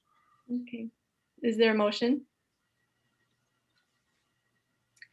Trustee Sokran, second. I move that we approve resolution 2021-15 authorizing general obligation bonds in an amount not to exceed $2,610,000 for water system projects. Second. Second. Thank you. Any discussion? If not, it'll be a roll call vote. Yep. Trustee Warren, Aye. trustee Baldoff, Aye. trustee Arndorfer, Aye. trustee Stokerbrand, Aye. trustee Ursink, Aye. President McKay. Yes. Motion passes 6-0. Thank you. Moving on to 9B, consider resolution 2021-16, providing for the sale of not to exceed $2,610,000 general obligation water project bonds, series 2021A. Do I have a motion? So moved. Motion by trustee Ursink, seconded by trustee Stokebrand. Any discussion? Seeing none, this will be a roll call vote. Yep. Trustee Arndorfer, Aye. trustee Warren, Aye. trustee Ursink, Aye. Aye. Sorry, my internet's bad right now. Aye. that's okay. Trustee Baldoff, Aye. trustee Stokerbrand, Aye. President McKay. Aye. Motion passes 6-0. Okay. We are now at 9C. I am aware that we are running considerably behind. Does the group need a bio break? Seeing no interest in that, we will keep going to 9C. Consider moving public fire protection charges fees to the utility bill. I believe this was discussed at Budget and Finance in previous meetings, so I'll hand it over to Director Emmanuelson and with comments from Trustee Stokebrand. Yeah, this has been reviewed a number of times, and I'd actually just defer to Trustee Stokebrand for her comments coming out of committee and take any other additional questions you may have. And we did have a committee of the whole as well, too. Trustee Stokebrand, is there anything you'd like to comment on to the board? I would just like to say that I hope we've been trying to get, vet this a lot and let people know that this is happening. It is an effort to try to diversify our revenue stream a little bit and to help pay for the sewer system improvements moving forward. So I would just ask the board to be mindful of this. We're moving this to a separate charge off the property tax bill with no guarantee that your property tax bill will go down. And we're also discussing, we did today, the possibility of sewer rate increases. And so I just think it's important that we were mindful about this when we come to a final tax situation at budget time, that these things are happening already before we're even getting to the budget. So it's important to note that. Thank you. Thank you. I would entertain a motion at this time. We have reviewed this matter several times and it's been in committee. Trustee Stokebrand? I move to authorize staff to seek Public Service Commission approval to place the water utilities public fire protection charges on the utility bill effective 11/15/21. Second. Thank you, trustee Stokebrand with a second by trustee Baldoff. There any discussion? I guess I would just, President McKay, Yes. I just would like to point out the information that is in the packet and point out that it should be an annual fee for most homes. I believe it is about $90 annually. And so then that would be divided quarterly. And there will be some entities that have not paid before that would now be paying to support our fire protection. Thank you. Trustee Ursink? And I'm sorry, just coming into it blind. Where's that money coming from right now? The property, it's on a part of the property tax levy. So we're taking it from property taxes and putting it to the water utility. Okay. That's correct. It'll be on a separate line item on a bill, on your water bill. Okay.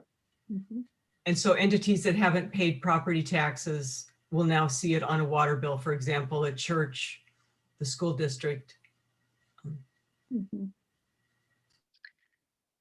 So I think that based on the outcome of the motion tonight, we could expect staff to send letters to the exempt properties so that they have a heads up that this is coming, or will be notified in the next water bill. Was that what the communication was going to be? Well, we could certainly take an additional step for the exempt properties, but then we anticipate notification going out with the utility bills where this charge appears, as well as a advance discussion about utility rates in the village in the winter Shorewood Today magazine, which is also well in advance of before this item would appear in the utility bills. Yeah, I know that in the past we have been a community that tries to keep everything on the tax bill, so it's kind of there are advantages of that as far as tax deductions, but that tax law has changed in Wisconsin, so that's, or nationally, so that's not an advantage anymore. And there are a lot of benefits to doing this strategically for catching up with our capital investments and maintaining other budget lines. Trustee Stokebrand. Just one final point, that it does make us similar to those in our peer group. For comparison of utilities, we're the only one that did not have a separate charge on the water bill for the public fire protection fee. So it levels the playing field if someone's comparing suburbs and costs. Exactly. Thank you for pointing that out specifically. All right, given that discussion, I would now, let's see, this will be a roll call vote, correct? Correct. Trustee Baldoff. Yes. Trustee Stokebrand. Aye. Trustee Ursink. Yes. Trustee Warren. Aye. Trustee Arndorfer. Aye. President McKay. Yes. Motion passes 6-0. Thank you. Moving on to 9D, consider Class B beer license for MJR Fitness LLC, doing business as Brew Fitness, 3514 North Oakland Avenue, Shorewood. I believe this was at committee on June 7th. Correct. And it is before us, presented by Clerk Berkman. Yes. So tonight, and I also have the applicant Ryan Melizaba on the meeting with us. He applied for a beer license, which we do limit the beer licenses in Shorewood, but by state statute, we wouldn't require to limit, so we could always increase this license if we so choose. So it would be a beer license for Brew Fitness. And if there's any questions, I'll take them now, or otherwise the applicant is welcome to answer as well. Okay, and I did notice that it came out of committee with a 2-0 vote to recommend for approval. Great. At this time, if there are any questions to the applicant, I also want to just welcome you, Ryan, to the business community in Shorewood. We're happy to have you. Thank you. Does anyone have any questions of the applicant at this time? Can I ask a quick question? Trustee? Is this planned for it's just trying to read the map. Is this planned for the space that William Hose used to occupy? No, it's next door. It's the former Milwaukee Yoga Center. Okay, got it. It wasn't, the map was like right in the middle of two places, so I guess the wrong one. Trustee Ursing. I'd just like to make a motion. Okay. Else has questions.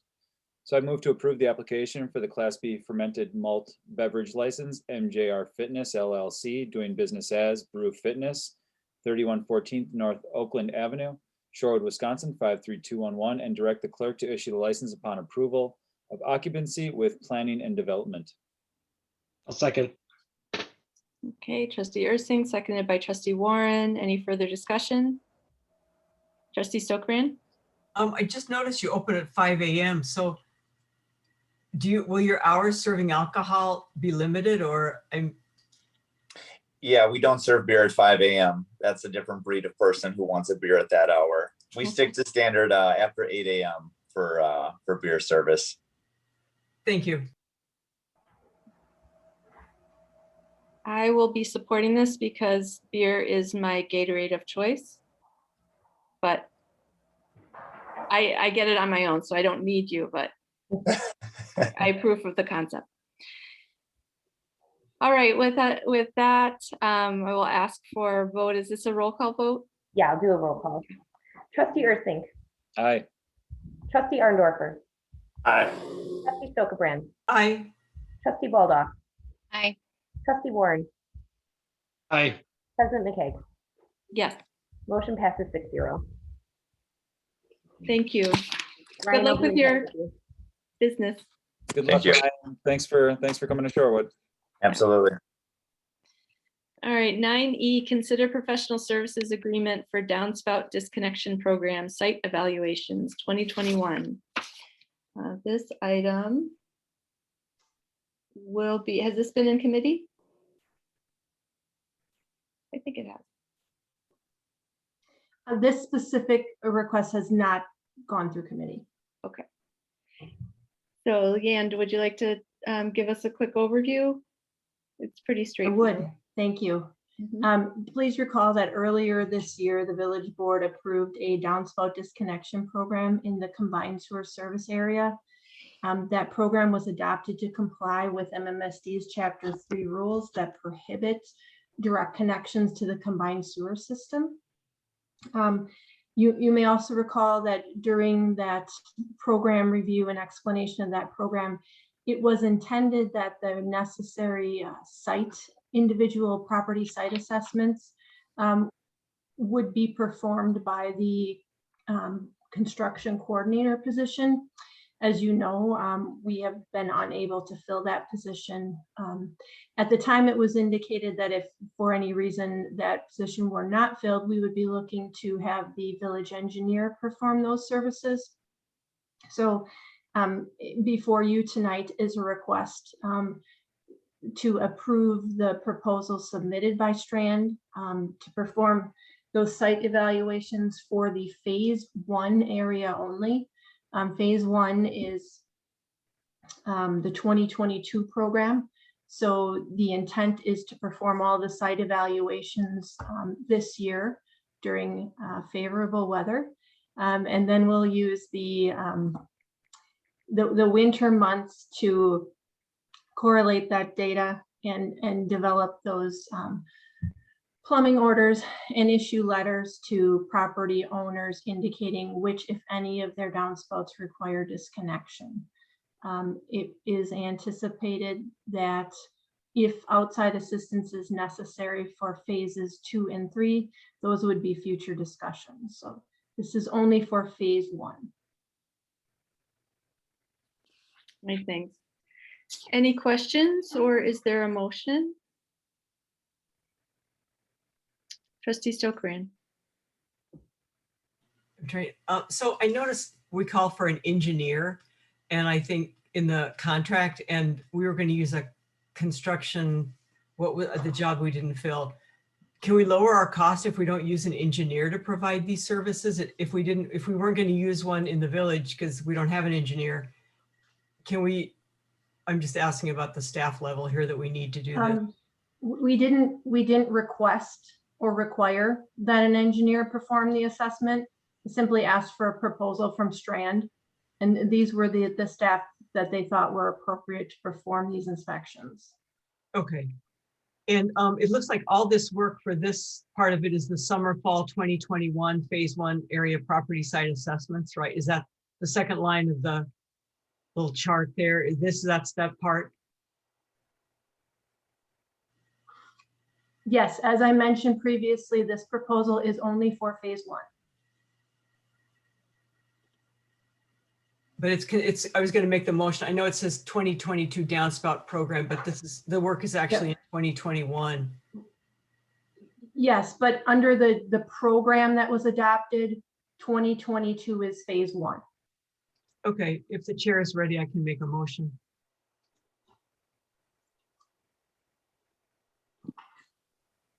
Yes. Thank you. I move approval of the professional services agreement with Strand Associates for the 2022 downspout disconnection program in the amount of $14,340 for phase 1. Second. All right. Motion by trustee Stokebrand, seconded by trustee Ursink. Any further discussion? I look forward to supporting this. Seeing no discussion or questions, I would like to ask for a vote. Trustee Stokebrand. Aye. Trustee Arndorfer. Aye. Trustee Warren. Aye. Trustee Baldoff. Aye. Trustee Ursink. Aye. President McKeag. Yes, Motion passes 6-0. thank you. Thank you. All right, 9F. Consider ordinance 3009, amending chapter 400 Parks and Recreation and the resolution 2021-17. I will be done. The village fee schedule for park permits.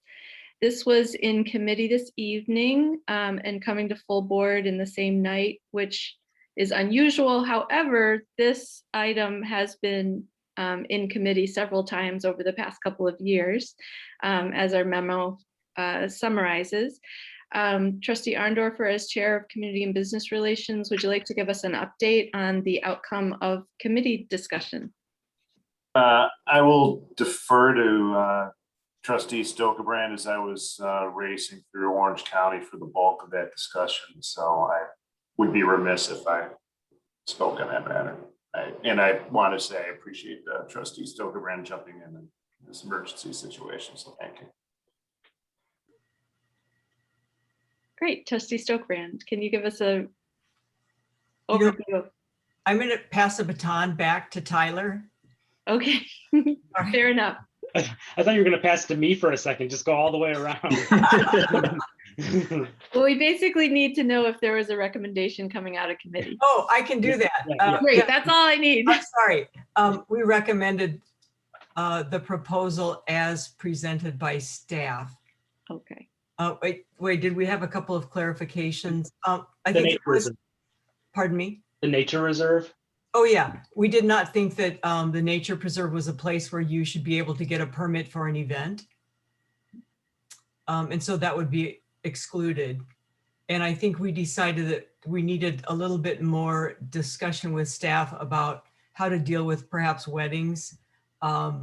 With Hubbard Park being such a popular wedding venue and not wanting people to be able to have a spot on the river if they wanted to have a wedding there, but yet not wanting the village micromanaging wedding dates and permits. And so that's something that staff will work on with the contract that we have with Russ Davis for permitting for weddings. Does that seem pretty accurate, Assistant Manager Burkhart? Mm-hmm. Correct. Thank you. So basically, just to let the rest of the board know, there's two votes on this action. One would be the ordinance changes that will put the park permit into implementation with the application. with the amendment to prohibiting the nature preserve. And then the second action will be to the fee schedule, amending the fee schedule to a resolution, which basically will match the cost of what a special event permit would be.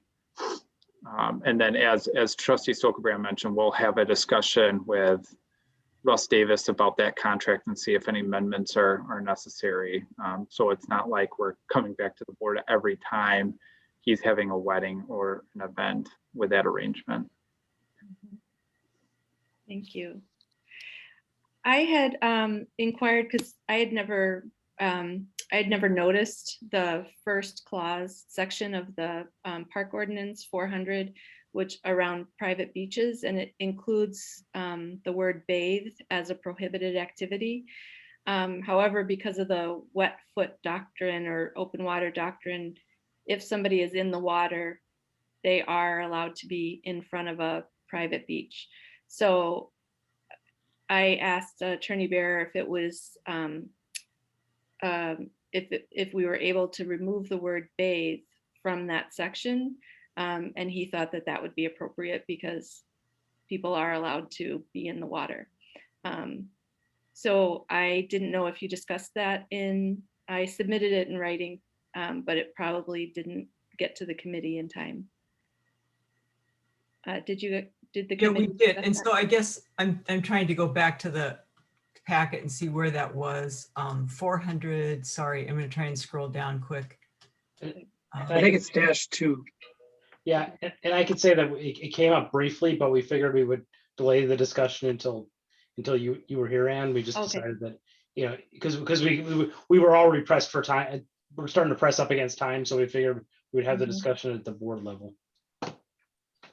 Yeah, and I don't want to draw it out. If I hadn't noticed it, I wouldn't have brought it up, but it just jumped out at me when I was reading the packet.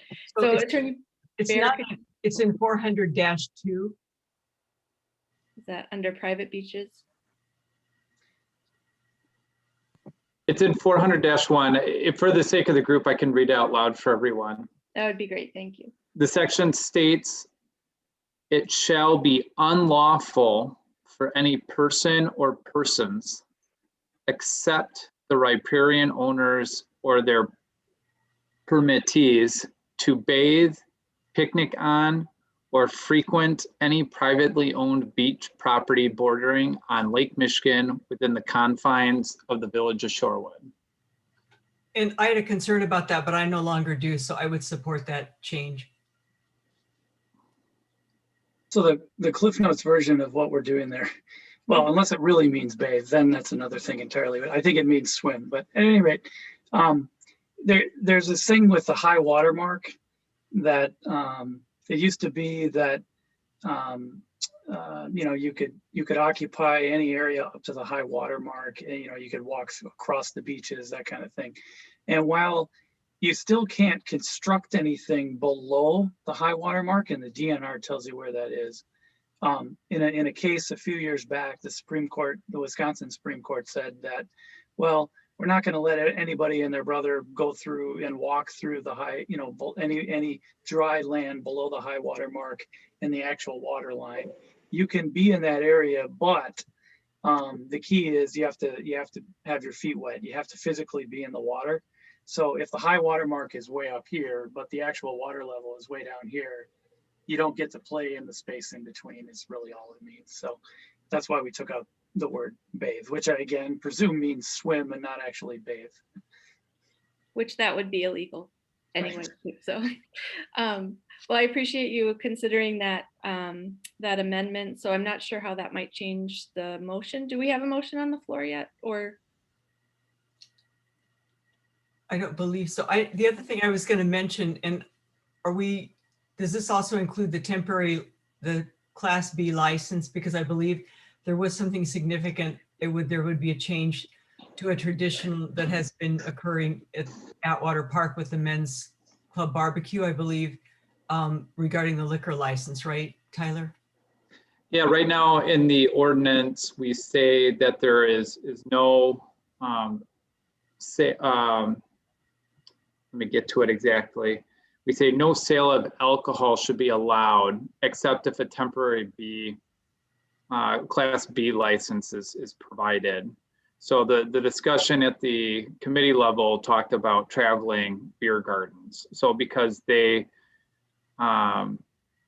wouldn't be allowed right now as it's drafted, and Sarah, if you have a different opinion, let me know, but as it's currently drafted, they would not be allowed to sell alcohol unless they were given a temporary Class B, which they wouldn't be applicable for in majority of cases, correct, Sarah? So because of that, they would not be able to do that. That is correct. So the men's club would still, because they're a bona fide club, would be allowed to pull a temporary Class B. So basically what the temporary Class B is limiting that to not-for-profits, clubs, churches, things like that, that could pull it for up to 3 times a year and have an event in the park. But it would prevent, our for-profit businesses and bars that we have to hold events in the park and sell alcohol. And then with the traveling beer gardens they're actually not licensed through us. So breweries are licensed through the state. And so they would just have the ability to pull the permit and get approval for the permit without getting approval for a temporary license or the need to ask to serve liquor. But if we say there's no alcohol in the park and they would be a for-profit venue, they would not qualify or be permitted to qualify for the permit in the park. And the way I was thinking, even for the traveling beer gardens at the committee level, my thought is, we retain discretion, even though they don't have to pull the Class B, we do retain discretion, given the permit. So, we would be called upon to make that decision if and when it comes to us. Correct. And Sarah, just to be clear, the men's club would still be able to proceed with the chicken barbecue. They just have to pull one more permit than they currently do. And typically in the past, so just to clarify, the men's club has pulled that temporary Class B and the cabaret license. They have not pulled a special event permit. So the gray area was with the special event permit, does that qualify for an event in the park? And so in the past they have not, but this would change that they would actually have to pull a park permit and a temporary Class B and then potentially a cabaret if they were having live music. Wow, I really appreciate that you guys covered all those considerations in that amount of time. That's Herculean. Why we were late. Well, not very late. Okay, is there any more discussion? And if not, I would entertain a motion, including the 2 changes that were made that we just discussed. Okay, I'll try to. I'll take a shot at this. If is there a proposed motion in the packet, or do I have to make this? Okay, I move to adopt. 219. Got it.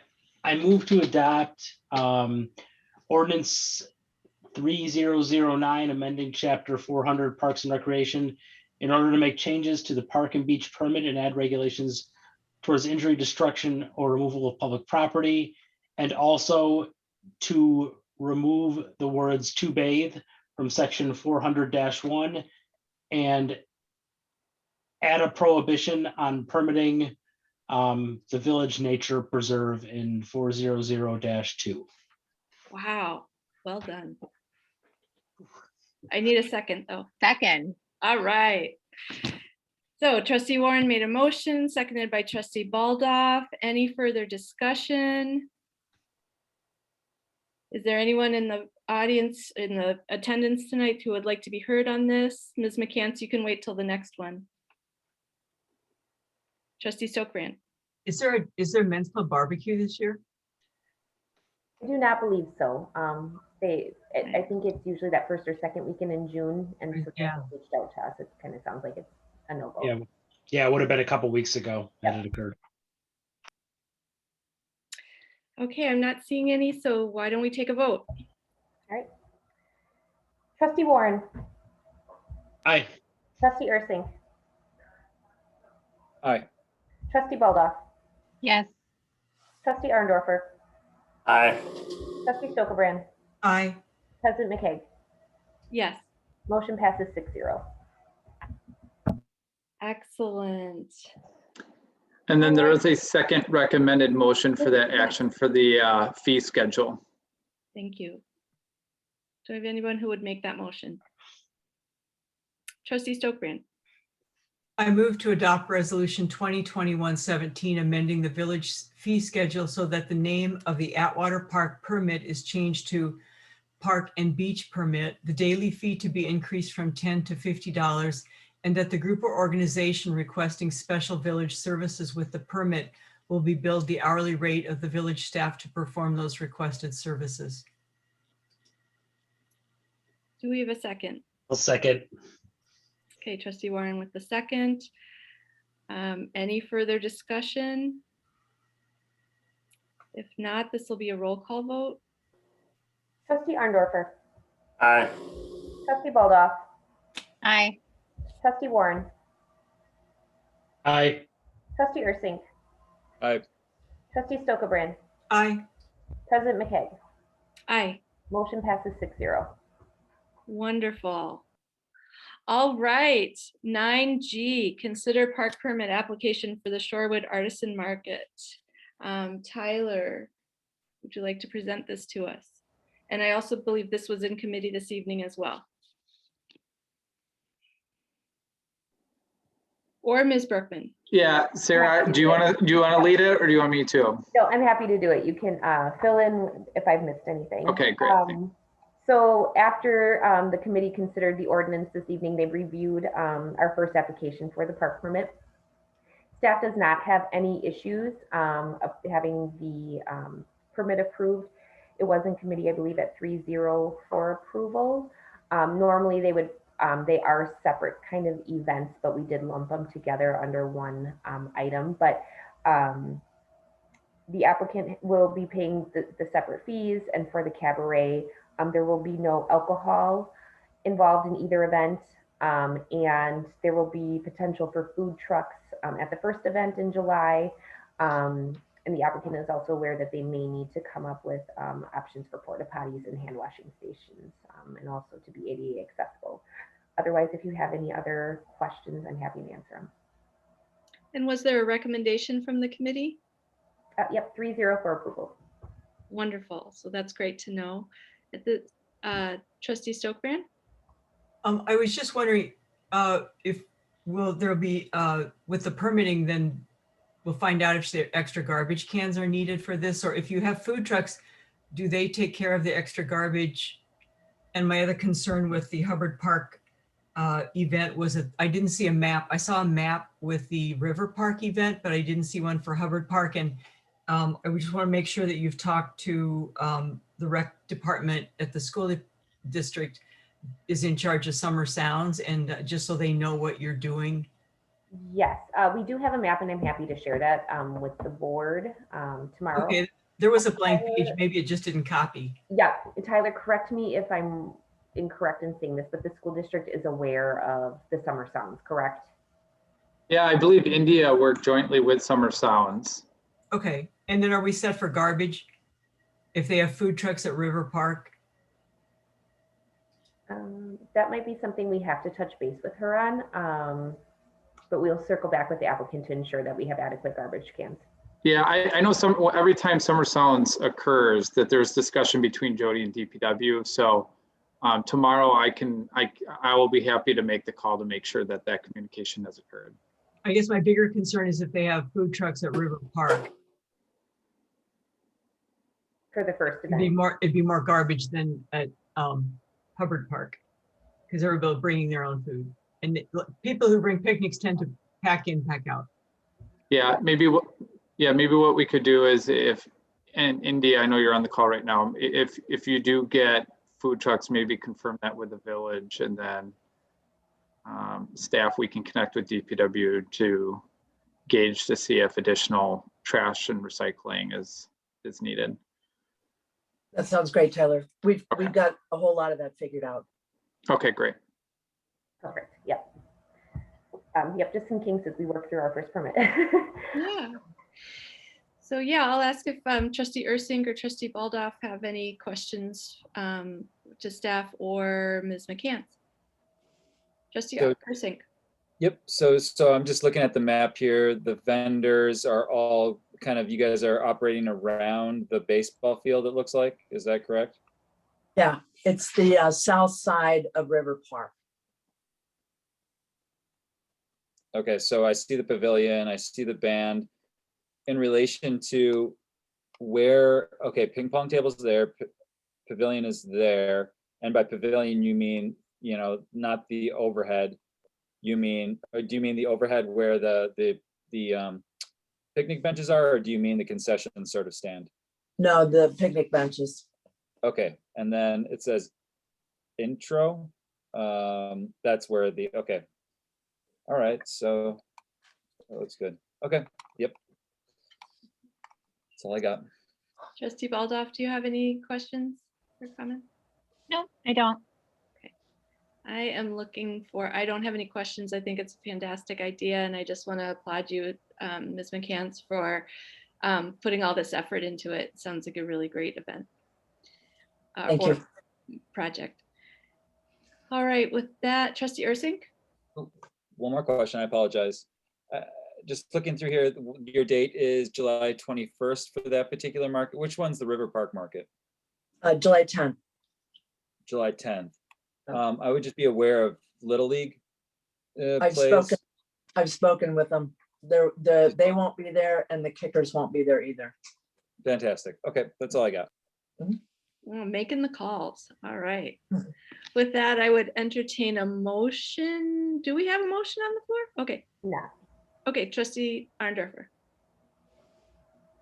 I move to approve the application for River Park permit for the Shorewood Artisan Market, July 10th, 2021, and Hubbard Park permit for the Shorewood Artisan Market, Summer Sounds Concerts, July 21, July 28th, August 4th, August 11th, and August 18th, 2021, and short-term cabaret license.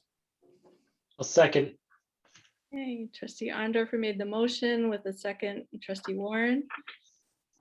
Further discussion? There are a lot of questions. All right, seeing none. Can I ask a question? Oh, yes. Yeah, I apologize. The Hubbard Park should include August 25th as well. There's actually 6 sessions, and I may have messed that up. All right, friendly amendment. Thank you. Wonderful. Thank you for bringing that to our attention. All right, if there's no further discussion, we could take a roll call vote. Trustee Baldoff. Aye. Trustee Warren. I think he's frozen. Trustee Arndorfer. Aye. Trustee Stokebrand. Aye. Trustee Ursink. Aye. Trustee Warren. Aye. President McKay. Aye. Motion passes 6-0. All right, good luck and congratulations getting the first park permit. Thank you so much. Really appreciate it, everybody. We hope to Yeah. see you there. Yeah. Good luck. Thank you. All right. Bye. Good night. All right, with that, we get to move on to reports of village officials. Item A, Village President. Regarding the ICC meeting, since we are running late tonight, I will email the points that I thought were notable from that meeting and send them through staff.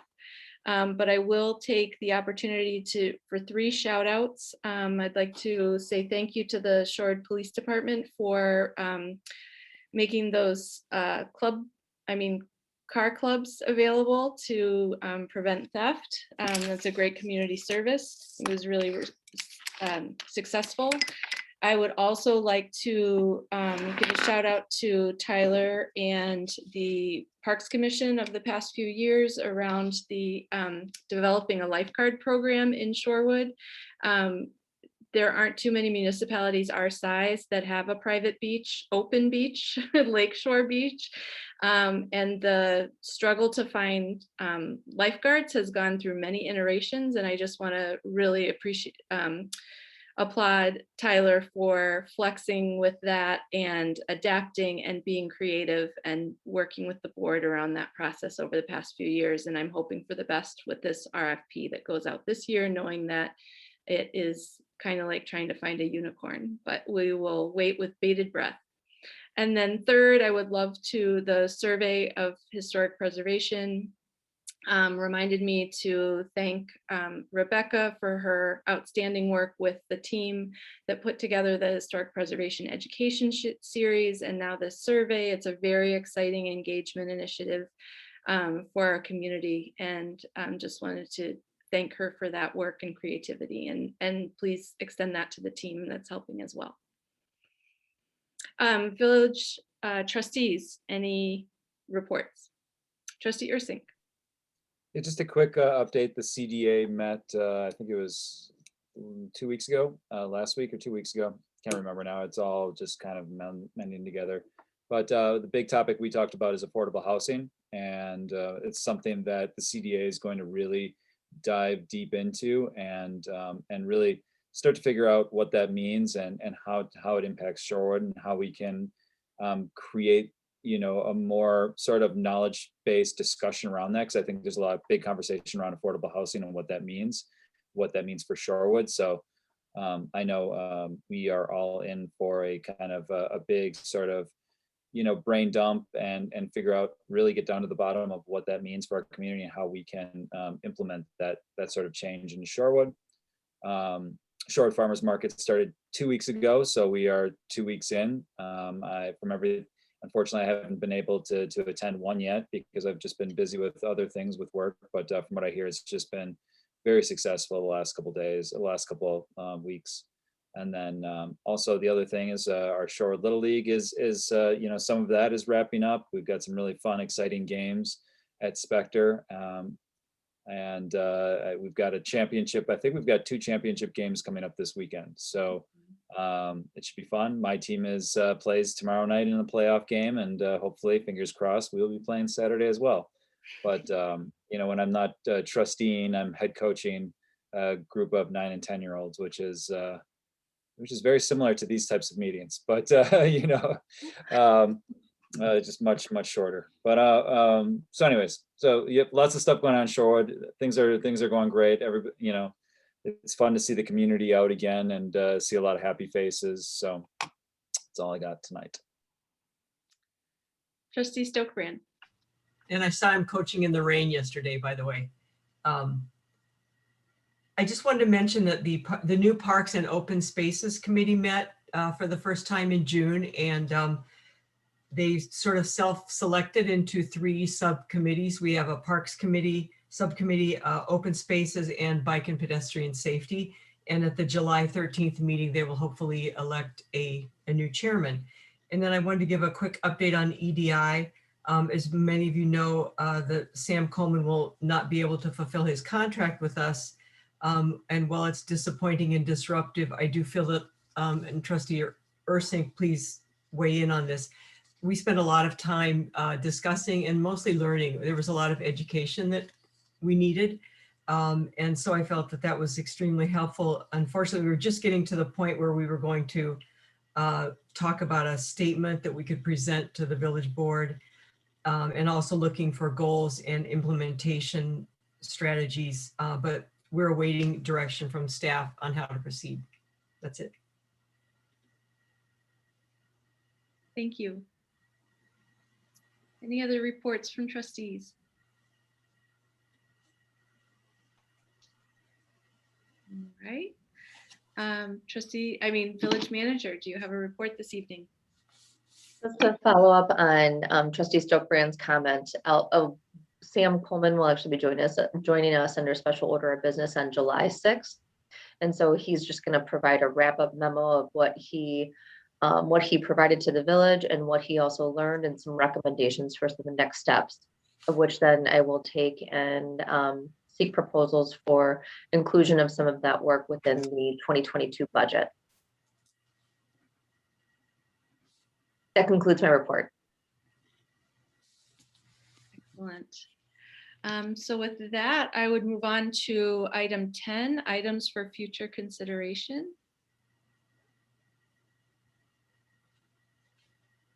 Hearing none, I would move on to item 11, a motion to adjourn. So moved. Don't all jump at once. So I'm going to give first to Trustee Warren, second to Trustee Ursink. Trustee Ursink. All those in favor? Aye. Aye. Any opposed? Motion passes and we are adjourned at 10 p.m. on the dot. Thank you, Yay. everybody. All right, guys, have a good night. Good to